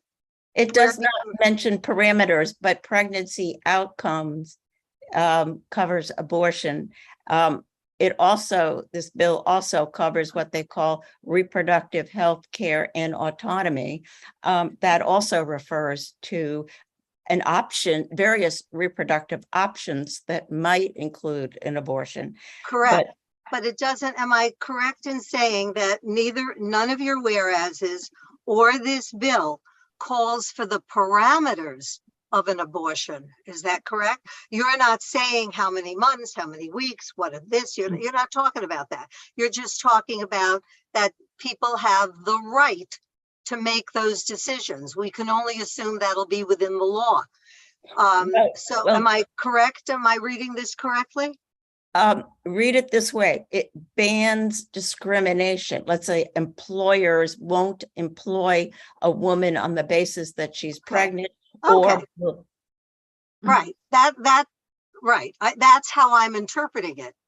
But I also I read it. I want to affirm that I'm reading it correctly, that even when you mention the word abortion in your whereases, you are not specifying parameters. You're only saying that there should be no discrimination in anybody's access to abortion And we can only assume that that will be within the law. That is not the issue here. You're talking about discrimination and the right, but you're not setting parameters. Am I reading that correctly? Yes, again, Yes. this is not a right to abortion bill. That has been affirmed in New York State. This Right. is an anti-discrimination bill. But Correct. that is in the resolution. Right. Sorry, I just wanted, there's two What's aspects in of the the resolution. resolution? There's two components to the resolution. Yeah, One is affirms women's right to access the reproductive options and care of their choice. And the right. second is supporting this specific bill, the Equality Act. Which provides equality for everybody's access That's to right. whatever. Yeah. Okay, that was my clarification. I wanted to make sure I wasn't reading it incorrectly. Thank you. Thank you. Alita, I'd like to call a question. all in favor of calling the question, or is there any opposition to calling the question? I think you need a second. Oh, Chuck, did you? Oh, Phyllis? Yeah, you have seconds. You got it. Okay. Okay, thank you. Anyone opposed to calling the question? Okay, can we call the roll, please? Thanks. Yes. Please raise your hand if you are voting no, abstaining, or not voting for cause. Give it a few more seconds. This resolution passes unanimously. Thank you. Thank you. Thank you. Just a quick comment. Gail and I hope you will all join us next Wednesday, October 26th, for our Women and Families Committee meeting. We'll have terrific speakers addressing domestic violence. And as a second issue, we're seeking your input on providing childcare at community board meetings. So as many of you as could possibly come, we'd really appreciate your input. Thank you. Absolutely. Thank you. Thank you both. All right, next is the Budget Committee. Billy and Felice.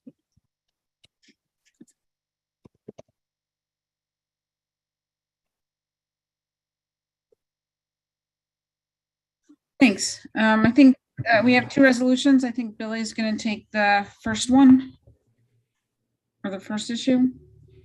Yep, and I'm just, if you bear with me just one moment, because my headphones just quit out on me. I'm trying to pull up our materials.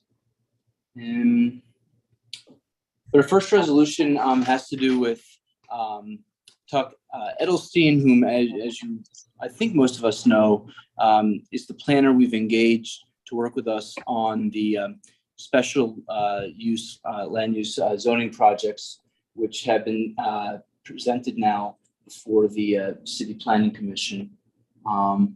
Sorry, one sec, I just misplaced minutes. I don't know how much we need to discuss the discussion that we had as a committee, but you'll see that there were two resolutions considered. One was disapproved, the other was approved. So this is a resolution before us. I won't read all the whereas clauses, but it does describe very briefly a little bit, of the history of our engagement with Tuck. What's happening now is that Edelstein has submitted some pre-application materials to City Planning. Our understanding going forward is that City Planning will potentially have questions for Tuck on the proposal. For Tuck to continue to be engaged by us as a board, we need to have a contract with him, and that requires having money to set aside. Councilmember Menon has dedicated $10,000 to our community board for a planner, not specifically for Edelstein, but for a planner generally. So what we've done is we've resolved to encumber, which, thank you, Will, I understand is the technical term for, I guess, what we would call allocating, or in plain English, encumber $10,000 to pay for Tuck Edelstein to continue efforts on the special use districts.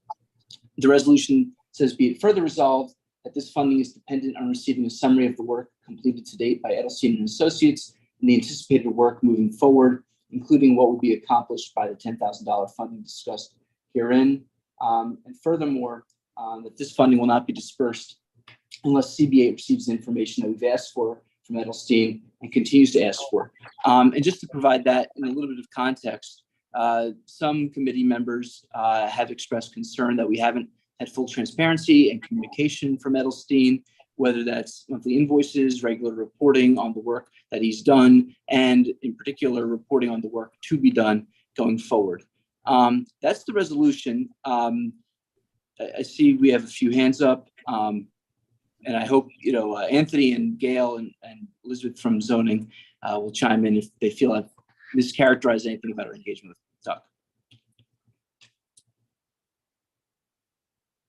Doug. First hand I'm seeing is Craig. All right, thank you, Billy. I would like to make a substitute resolution, and if seconded, speak to it. I would like to, as a substitute resolution, put forward resolution 1 as written in the minutes. And I could read that out loud if that is necessary. I'm looking for a thumbs up. Rebecca Dangler seconds it. Do you want me to read it first, or do you want me to? I would say yes. Go ahead. All right. It simply reads, whereas Community Board 8 Manhattan has previously engaged Tech Edelstein of Edelstein Architecture, to develop and submit Department of City Planning an application to create 2 special use districts with a height limit of 210 feet. Whereas Edelstein requires a new contract to perform any future work on the application that may be required. Whereas CB8 members have raised questions about Edelstein's transparency, communication, and provision of information such as monthly reports, next steps, hours worked, and more. Therefore, be it resolved that Community Board 8 is not ending its efforts to support this project and will vote on encumbering funds at a meeting in November 2022, contingent on Edelstein providing CB8 with a work plan for next steps, all monthly reports that we have asked for, indicating hours worked, activities, accomplishments, and next steps. Be it further resolved, if Edelstein does not provide that information, CB8 will not continue working with Edelstein and will search for another planner, and no funds will be delivered without receiving the materials requested. So what I would like to say is that so far we have spent nearly $100,000 on this vendor. And we're now faced with another funding request in which we simply have no idea how he will spend our funds, as the contractor has not produced anything close to a line item budget proposal. And in spending nearly $100,000 of CB8 funds, he's abdicated his responsibility to be accountable or responsive to any oversight that our board office has constantly demanded, by not even providing a minimal accounting of his work, by failing to provide monthly or quarterly reports detailing his work or project deliverable completion status. And once we eventually did receive something, it arrives way too late and with way too little information to be able to be reasonably understood as to what he is charging us for, or to reasonably discern if he is accomplishing his work goals and charging us appropriately, since he only provided generic descriptions of work performed. At last night's meeting, we heard from some that this is a tiny piece of the work he is doing, and it is so critical that we as a community can't afford a delay, and that this project is too important for the community to abandon. But this debate is about budget matters and whether this vendor has provided us with enough detail about his past work and what the budget request will fund in the next phase, which he has not done in either case. B, it doesn't have anything to do with the merits of this project. C, this resolution explicitly states that this project is not ending efforts to support this project. D, this project's pre-application is under review at city planning right now, meaning there shouldn't be any deadlines or deliverables that would be missed by revisiting this matter next month. E, at some point in time, this project will need to be passed along to another entity to manage the remaining phases, as Community Board 8 doesn't have indefinite funding available to pay for the next phase of the project or any subsequent phase that could have a cost figure in the millions if an environmental impact statement is required. And F, at the end of the day, this has everything to do with CB8's credibility as a public entity that takes our taxpayer fiduciary responsibilities seriously. If we were to deem the current vendor unable to adhere to our policies and standards, there are many other well-qualified candidates that can pick up where we left off and see this project through. So at the end of the day, we really have no idea what he is charging us, or whether he's charging us a reasonable fee or bilking us. since this is so atypical of how responsible vendors conduct their projects for public clients and perform billing and project administration activities. I understand this because I manage projects for a governmental entity, and I would not accept this from a vendor that I oversee. So the only responsible action is to not move forward until we get more information on what specifically the funding request would be used for, and to work to get a full and detailed account of the past work, which will hopefully give us confidence that he will have a template in place for potential future work. That is exactly what the substitute motion aims to achieve. Okay, thank you, Craig. Just looking at the hands that are up, I see Rebecca Dangor's hand is next.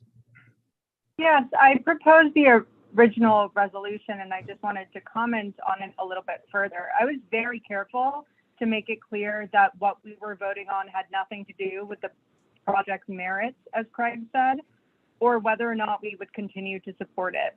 As Craig was speaking about, we are a city agency and therefore we have a responsibility to make sure funds are being spent in an appropriate way. And I don't want my vote on whether or not we allocate funds for this project to be tied to being uncomfortable about the lack of transparency when his contract stipulated that he would produce reports and we would understand how the city money was being spent. I would also further point to the fact that we had discussed this in a meeting the month before, and I had come to the understanding that we were going to request the actual timesheets that by contract he was supposed to have provided long ago.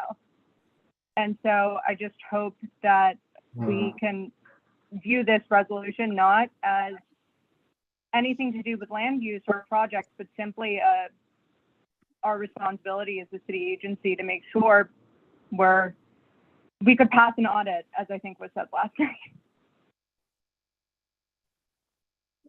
Thanks, Rebecca. Russell. Thank you.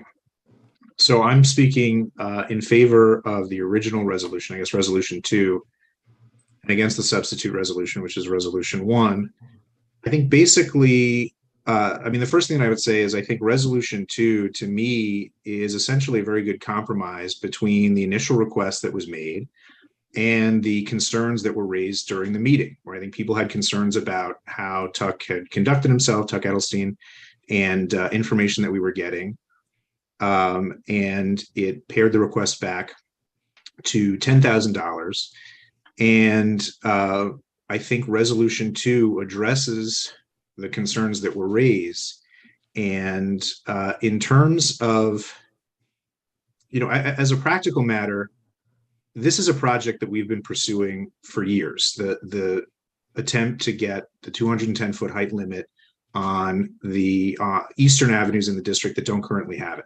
So this is something that the board has been trying to do for a long time. It's something that we resolved to do a long time ago. It's something we've been continuing to try to do for a while. And I think it's something that we need to carry forward. And as a practical matter, if we don't have someone working on it, it's essentially on hold. So I understand the argument that resolution 1 is not about the merits of it, but for practical purposes, in the absence of having somebody, a planner to continue this work, it's basically on hold and we're losing time and nothing's going to get done with it. And, we're just not moving the ball forward on this project.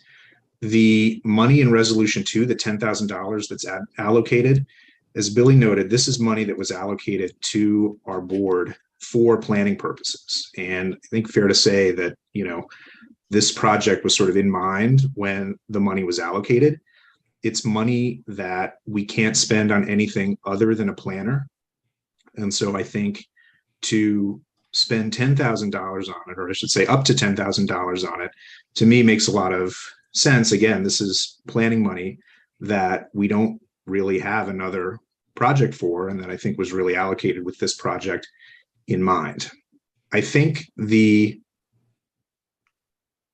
safeguards essentially that resolution 2 has put into place in terms of when we would get the time reports and the ongoing reporting and all of that, I think that's very necessary, frankly, but I think that addresses the concerns that have been raised in terms of what we've gotten in the past.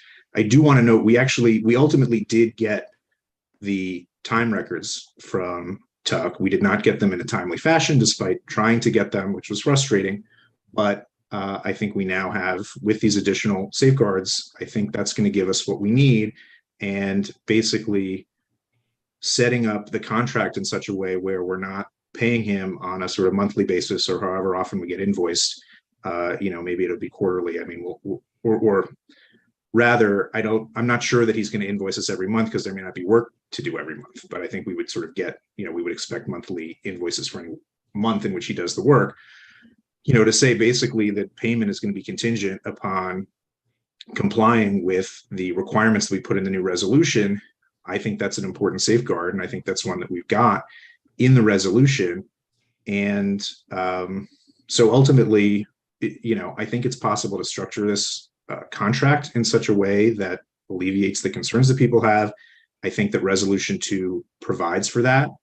And so my preference would be for us to just move forward and allocate or encumber the money on it, and not, essentially delay the project. All right, thank you, Russell. Anthony. Thank you, Russell. You said much of what I wanted to say. I think it's important that two things. I think it's important that we remember that that we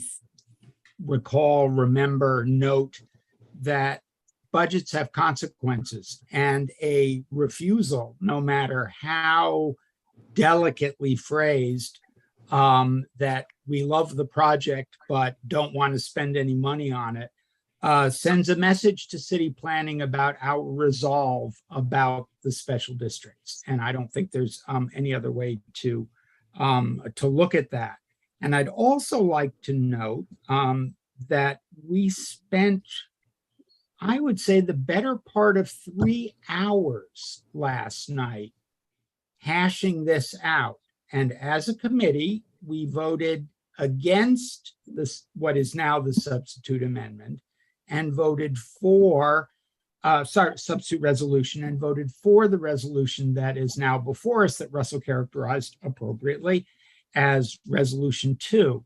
And I think, short of recreating our conversation, put most politely, from last night, I think that it might not be a bad idea for us as a full board to accept the judgment of the committee that, in fact, we should move forward with the safeguards that are contained within that resolution that passed last night. And with that, I'll stop. Okay, thank you, Anthony. The next hand I see up is Alita Camps. Alita, please go ahead. Thank you.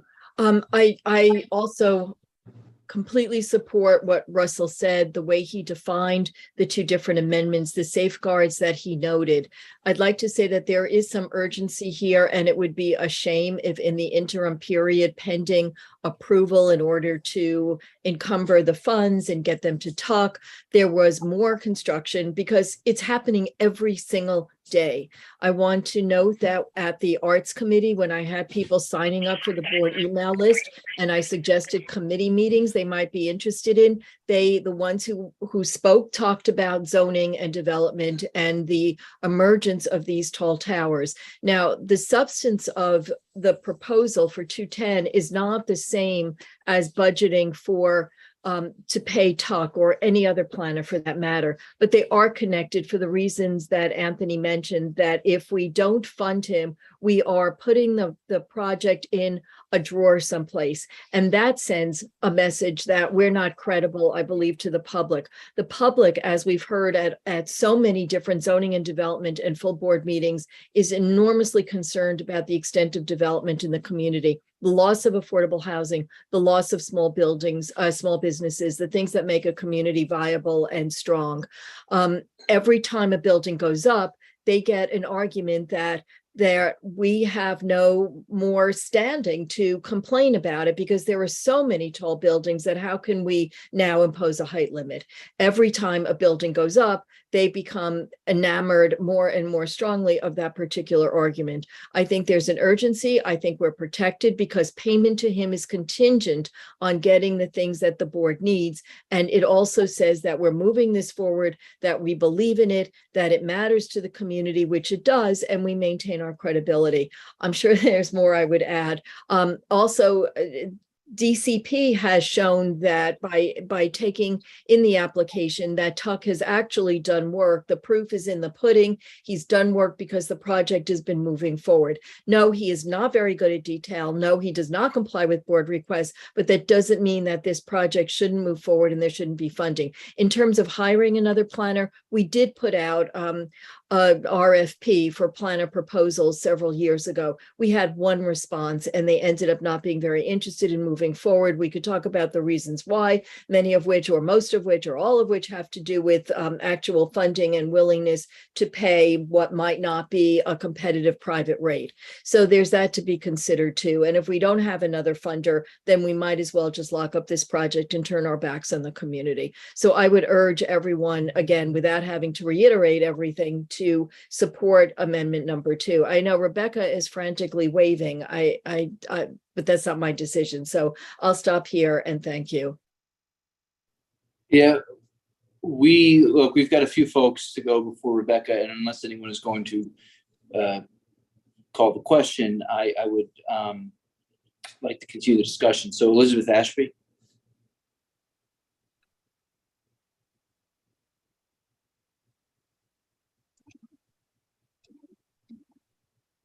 Unmute. Okay, there we go. Yes, I've been involved in this process since the beginning. Couple of things I do want to mention. The reports that he was late with were just financial reports. It wasn't that he was late or dilatory in doing a very good job, I believe. And I've been there because I've got 2 zoning changes. And I know what the process is, and I know that a lot of what the objections are based with unfamiliarity with the particular process. I think that what perhaps is lost, that these were huge problems that we wanted to deal with probably 10 years ago, and got started out with Ben Kalos giving money to the zoning, and he asked the Zoning and Development Committee, please work on height limits, because the public and the board was very upset about that. As we went forward and engaged Tuck, we decided that there were 2 other big problems, not only the out of scale, environmentally unfriendly, overly expensive buildings, the loss of affordable housing. First, second, third were tenement avenues, and so the proposal saves the tenements. It therefore saves the people's homes who are living in it, and saves local retail. This is a proposal that has the support of the public, strong support of the public, had and has, I believe, strong support of the community board. And this is an application where the community board is the applicant. We're not asking for someone else. So I think that not to pursue at this moment with the funds that are being allocated to it, and delaying what is badly needed, because this last few months we've got huge buildings proposed, and so this is the time to go ahead, and there really is no reason not to go ahead. And the supporters and applicants are ourselves. So what are we thinking here?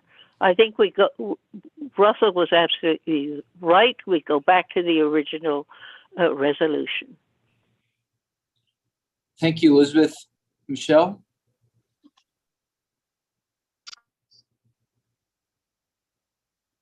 You're muted, Michelle. So my colleagues were far more eloquent in their reasoning, and I will follow up with a couple of other points. Russell, Elizabeth, Alita, they're absolutely correct. Look, if you defund this, whether you do it now or next month or whatever, you're killing the project. You're killing a project that you yourself, the community board, introduced. I will speak as the president of Historic Park Avenue. Our organization filed the RFP for making Park Avenue from 79th to 86th Street a historic district. It took 9 years. I started it in 2006 or something, and we got the designation in 2014 because these wheels turned very, very, very slowly. With this particular project, they are building. The developers aren't slowing down. Now, there was a request for people when this project was first initiated. There were no responses. There were no applicants. I mean, because you can't afford to pay what the private sector is going to pay. So is this fellow Tuck not a perfect guy? I'll yield that. But however, he's doing the work. We're on phase 3. He's in the middle of phase 3. The City Planning Commission, he has contacted them because now it's their turn. They're going to ask us questions. If you stop this, you're stopping it in the middle. You don't have any rationale. A holier than thou, like you don't want to be associated with an organization who won't have credibility. That's not how the community sees Community Board 8. We have a lot of credibility, and you won't have credibility if you back down on this. I'll tell you that, because not only is the community wholeheartedly in favor of this, so are all the preservation organizations, so are our elected officials, which is why they're willing to give us funding. So just remember, by postponing this, by slowing down the financing, by getting caught in the middle of all this, you are killing this, and you won't be able to have any other fancy word about it. So you're not going to replay. You can make yourself feel good by saying, I'm not against the project, I'm just against the money, but you're killing it because you're not going to get anybody else to do it. I agree, however, we have to rein in Tuck. Eventually, with a lot of prying and a lot of prodding, we did get the paperwork we wanted. And there has been evidence that all along he's doing work, and he's doing good work, and we are progressing. So are you nitpickers on these? You know, there's a lots of other things here you could nitpick, but the bottom line is you want to accomplish something. You know, I remember, I'll just give you an anecdote. I remember a while back, the community board had put something on the agenda. I forget what the issue was.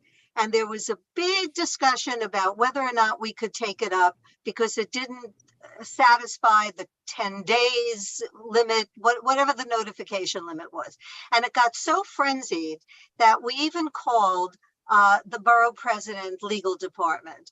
And the response was, look, we have rules, we have regulations, but our purpose is to get business done.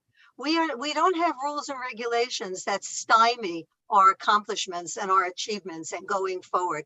And that was the advice from the council of the borough president, who, even though the notice to that item agenda wasn't perfect, he said, if you need to get it done, get it done. Well, that's what I say about this. So I really hope that the full board will vote yes on resolution 2, vote down resolution 1. It has no benefit to us. Resolution 1 does nothing for us, not for the board, not for the project, not for anything or anybody.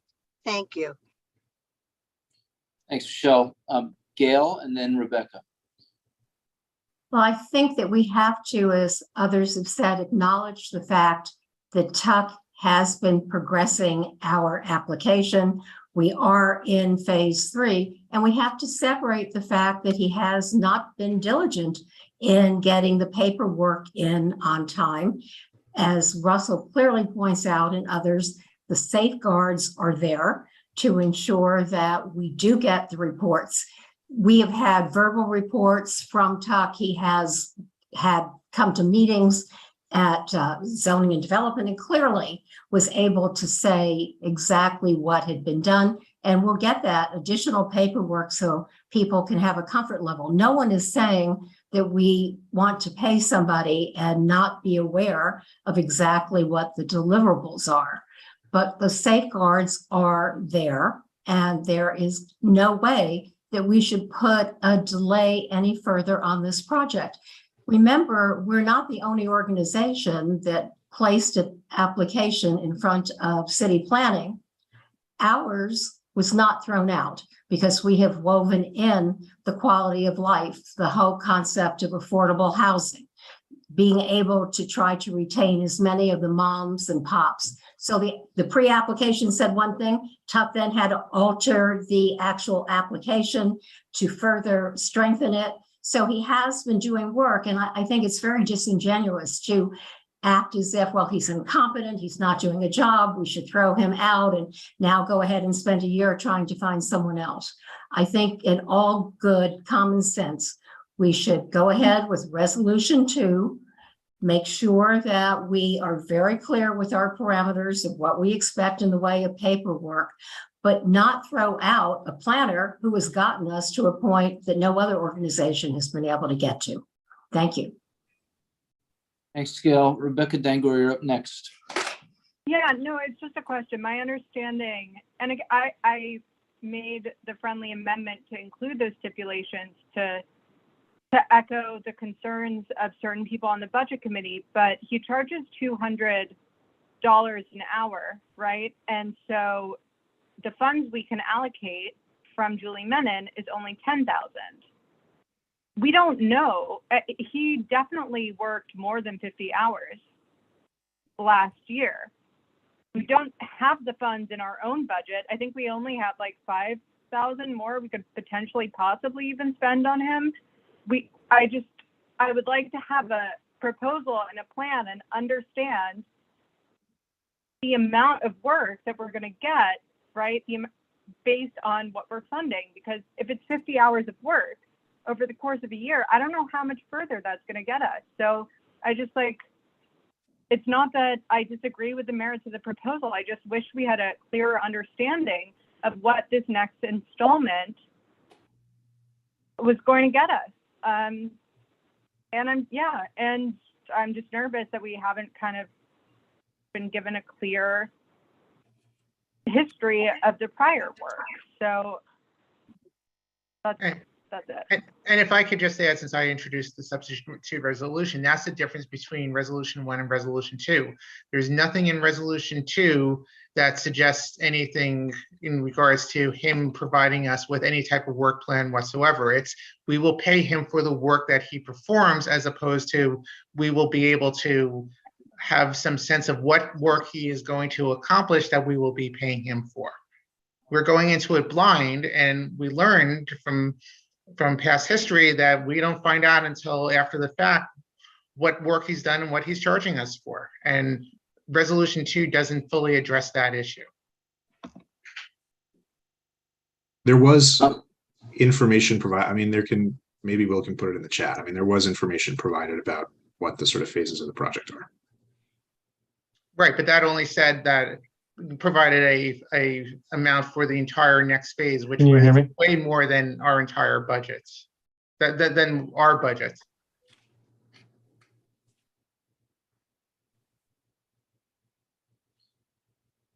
Adam Wald, Adam's hand is up next.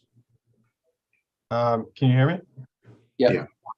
So as someone who is quite strongly against the 210, it's not appropriate for me to hamstring it.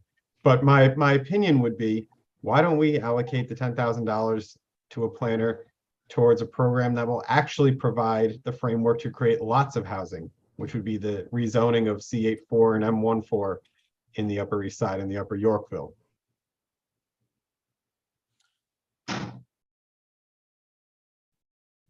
Why can't we look at that? I don't want to speak out of turn here, but if I may just say briefly, I think, as a board, and some of this has been driven by the zoning committee, we've made a decision about what we want to prioritize in terms of zoning. If we want to look at what you just mentioned, Adam, which on a personal level, if I'm allowed to say, I think it's a good idea, I think we probably have to start with the zoning committee and having those discussions there.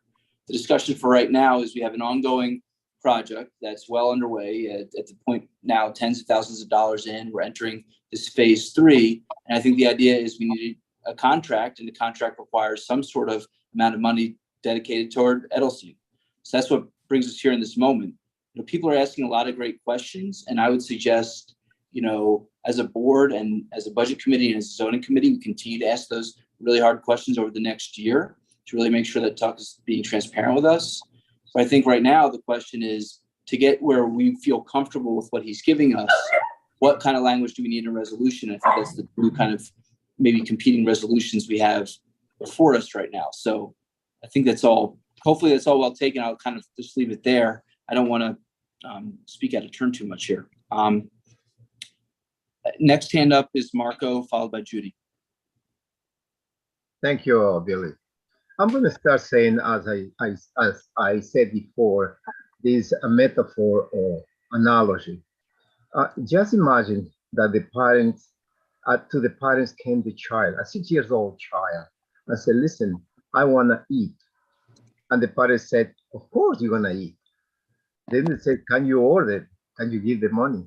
And the parents said, no. So what's going to happen to say to a child, to set in a harmless position, to say no to a child? It's exactly the same in this case. The whole community, everywhere, there are so many meetings, and all the members said yes to the 210. Now, because yes, it is true, there is a very poor management of the job of this professional. I agree with that part. We have to correct. There is no doubt. We have to be clear in that part.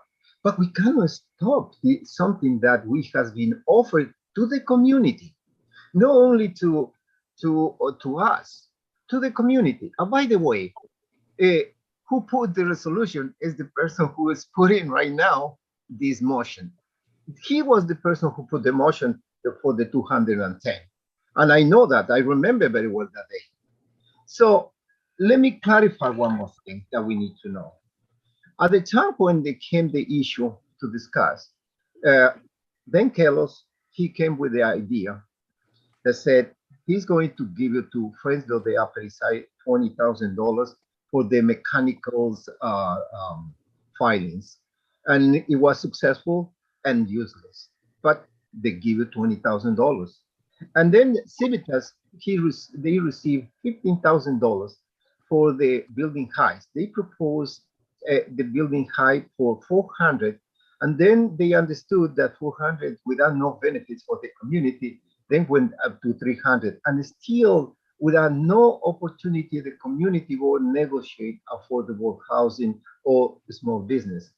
To do affordable housing is not cheap at all. Every 5 years, the government put $20 billion for affordable housing, and we still having serious problems, serious deficit for affordable housing. We need to complement this program. Without this 210, we don't have an opportunity to negotiate with the developers to have more high but more affordable housing and perpetuity. That is one of the issues that we have to address that. The other issue they said is too expensive. Well, I don't think that when the Upper East Side is a multi-million not-for-profit organization to spend in that project. No, at all. They didn't spend such a large amount of money. If somebody said is going to have a positive environmental impact report, they will be required. Well, that is his opinion, and I respect. But our opinion is this is not, because we are not impeding anything at all in the development, because this project will become as a right of development. As a right of development, we don't stop, and we maintain uniformity with the rest of the community board. because these three avenues, Second, Third, First, and York, is the only avenues that are not protected. The rest of our community is well protected, and they have to the western side of Lexington Avenue is even 3 times or 4 times protected. So why the rest of our community is not protected? I thought when we passed the resolution, we thought that we passed this hurdle, but apparently no. And I think it's very sad to hear that. Thank you. Thank you, Marco. So I believe Judy is, and maybe Anthony are the last hands up that haven't spoken yet. So we'll go Judy, then Anthony. I am calling the question. Is there a second? Okay, we have a second from Lindsay, from Paul. Question's been called. Or I think rather do we have to do a raise your hand if you're objecting to calling the question? Do we have to do that? Yeah. Yeah. Okay. So if you're objecting to calling the question, please put your hand up. I see. Okay, I see one hand up. That's Rebecca, and then Elizabeth. So the question's been called. Now, this is on Craig's substitute resolution. Raise your hand if you are voting no, abstaining, or not voting for cause on that resolution. Okay. Elizabeth?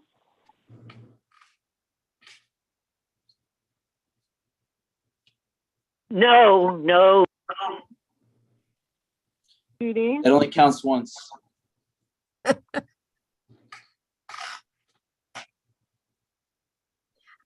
Judy? No. Michelle? No. Alita? No. Anthony? No. Vanessa? No. Russell? No. Peggy? No. Gail? No. Marco? No.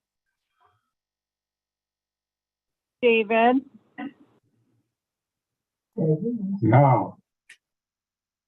Bill? No. Valerie? No. Will?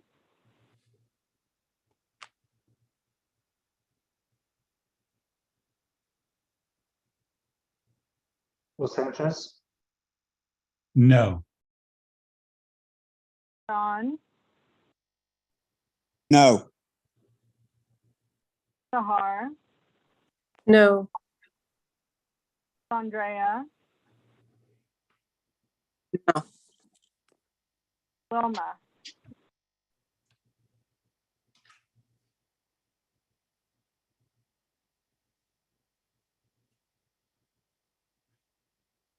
Wilma? Zhang? Abstain, okay.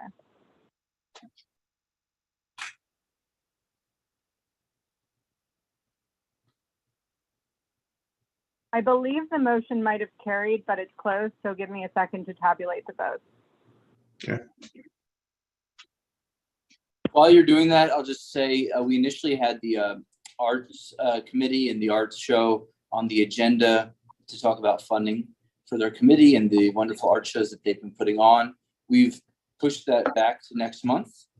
So I hope folks will come to our budget committee meeting in November, which is to be scheduled. We'll be talking about that.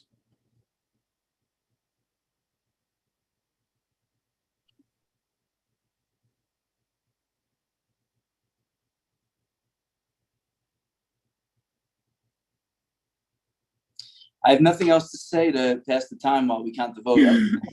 The Knicks are tied in overtime. Wow. And the Yankees are down 3-1. Yes, the Knicks had a major comeback. And unfortunately, the Yankees need one. Rebecca, do we have to tally? No, sorry, I expected more no votes, so I wrote it by hand, but it's 1, 2, 3, 4, 5, 6, 7, 11, 12, 13, 14, 15, 16. It's 17 no's, 1 abstention, and we have 41 people here, so. So the Craig's believe that motion carries. Yes, Craig's resolution carries. Okay. I think with that vote, I can pass it over to Felice to talk about our next agenda item. Thank you. So the next item that we discussed was the district needs statement. And we treated each, and I should just add, we'd met initially in September to review the district needs statement, and we went over it each section by section. People provided feedback on it, and then each of the committees provided updates on the text and review of any of the issues and priorities within their relevant section of the district needs statement. Billy and I incorporated that into the document, and at the meeting we talked about some of those changes, and we separated that into a discussion of, or a vote of the capital budget priorities, the expense budget priorities, continuing support items, and then the overall discussion of the district needs statement. We continue with our top 3 priorities that we've had for years: how school seats, affordable housing, and I'm blanking right now what the third item was. Well, what is the third item? We didn't change it. Schools, housing, Open space. Schools, housing, and open space, parks. Thank you. And open space. Each of the items was approved unanimously. We included things like priority for youth and adolescent services for NYCHA students. NYCHA residents. We removed things that had already been funded and moved them into continuing support, continued the request for additional seats, and included things that have been approved on various resolutions. So I would like to take, if I have a motion, do the capital budget priorities first, and then take the expense, continuing support, and district needs statement together as one. Just because there was a slight issue after we had a discussion about the capital priorities. Marco? Thank you, Felice. This is not about this issue, but I'm sorry if I'm going to be out of that. But the chair of the community board, we don't have 41 presently. I think I counted, we don't have that number. We should check that one, because that may change the condition of the last vote. I'm sorry to do that. People just left after that vote too. Well, we didn't have that. So we I'm telling you, Marco, after that vote, no, let me finish. We're gonna get the final tally as soon as we have it. Thank you. Judy? I moved to take those 2 items together. I'm to approve those 2 items together. So it's take the capital budget priorities first, and then take the remaining issues together. Correct. Okay. So after the capital items were unanimously approved, but as we were talking about the text of the item, we realized that we did not include putting in the need for additional bike lanes, which is something that had been approved by the Transportation Committee and then the overall board, and prioritizing paving the Roosevelt Island Bridge bike lanes. So I was wondering if Craig is still here, if you wanted to, or someone wanted to make a friendly amendment to the capital projects list to include those items as a priority in the capital projects. Judy? Yes, I'll make a friendly amendment to my motion to include those two items as in the capital priorities list that Craig had suggested. So now it will be a complete motion to cover everything we discussed. Okay.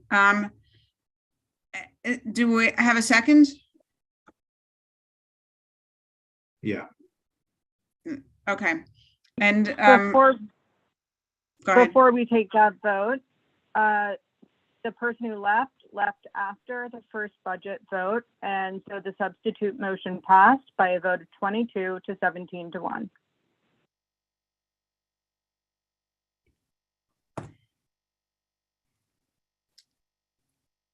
Thank you. Do we have a okay, so we have a second. Can we move to vote to take a vote on the capital budget priorities as amended? Yeah, call the question. Okay, Rami? Thank you, second. Calling in to take the vote. If you're voting no, abstaining, or not voting for cause, please raise your hands. Michelle? Sorry, was there anyone opposed to calling the question? No. Okay, go ahead. Michelle? No. Judy, was that a hand? I think it was a second. Okay. Seeing no other hands, the motion carries 40 to 1. Okay, and then the next two items or three items were the expense budget priorities, the continuing support, and the district needs statement description. Those were all unanimous votes. Do I have a motion to take those together? Chuck? I call the question on those remaining. Thank you. Second. Great. Can we call the question? Is anyone opposed to doing that? No, go ahead. Okay, who is calling the question? Who is taking the vote? Please raise your hand if you are voting no, abstaining, or not voting for cause.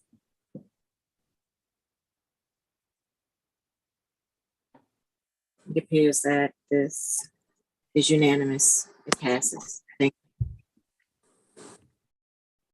Thank you.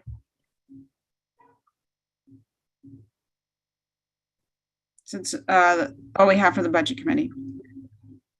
Excellent. Thank you very much. All right, it is now time for old business. We should not re-debate anything that we've already voted for or any other items. I just want to point that out. And if anybody has suggestions for things that the board should take up, I suggest you raise those offline and we'll route it to the appropriate committee. Marco. Thank you, Russell. The reading of the last vote, said the resolution passed because there was 41 members. And I carefully hear that said 17 against, 1 abstention, and 22. It is only 40. Something is wrong over there. Yeah, that's the only thing I'm going to say. So there were. I'm going to comment. Hold on. Stop. Thank you. I'm not going to comment anymore. Thank you. Okay, there were 40 instead of 41. No, Russell. The total yes was remarked as 22, but somebody accidentally deleted one of the yeses. That was it, and it was amended and is now 23 yes, 17 no, 1 abstention.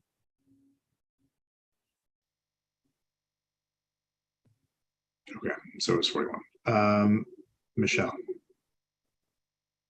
Yeah, I just wondered what the plan is at the congestion pricing committee, since we tabled the original resolution, what is the plan of the, we took up the disability aspect, but what's the plan of the committee going forward with congestion pricing?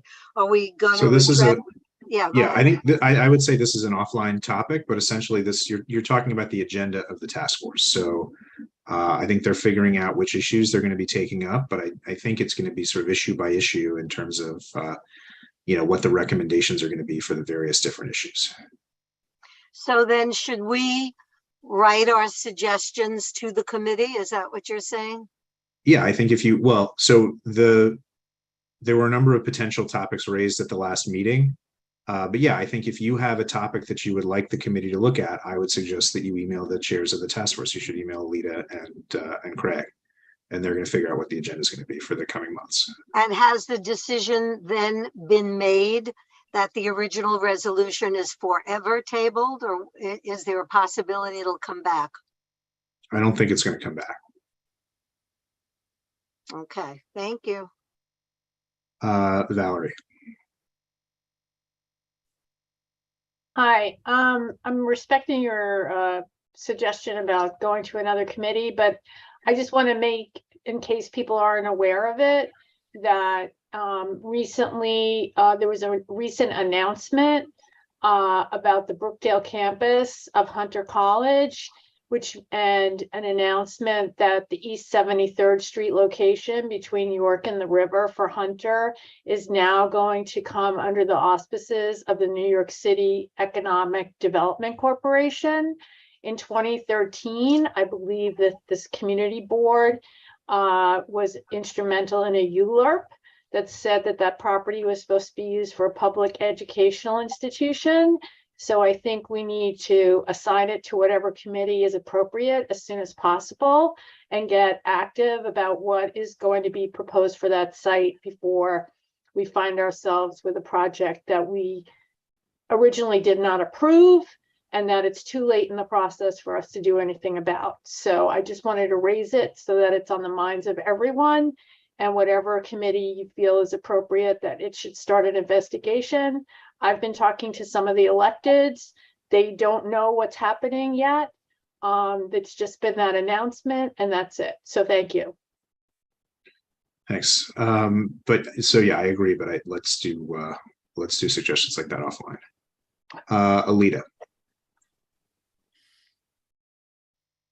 Thank you. Could you just explain the time frame of the City of Yes stuff? Because there's a hearing about it next week, and then they're coming to the community board at some point. But if they come after the hearing, how will we be able to have any input into what's going on? Do you have any idea what they're doing?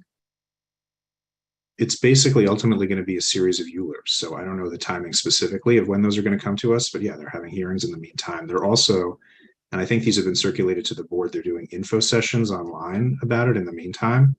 And those are also recorded. Not a hearing. Yeah, they're info sessions. So I don't think they are doing hearings yet. So there's already been one info session. There's going to be another one coming up. Will circulated the details, and there is a recording of the original one. Right, because they take questions at those, apparently. Yeah, I think to provide whatever information people have questions about. Okay. And so they haven't told us when that's coming to the boards yet. Okay, thank you. Marco, go ahead. I would like to ask to adjourn the meeting if it's possible. Yep. Is there a second? Yes, many. All right. Thank you, everybody. And please remember to vote. And we will see.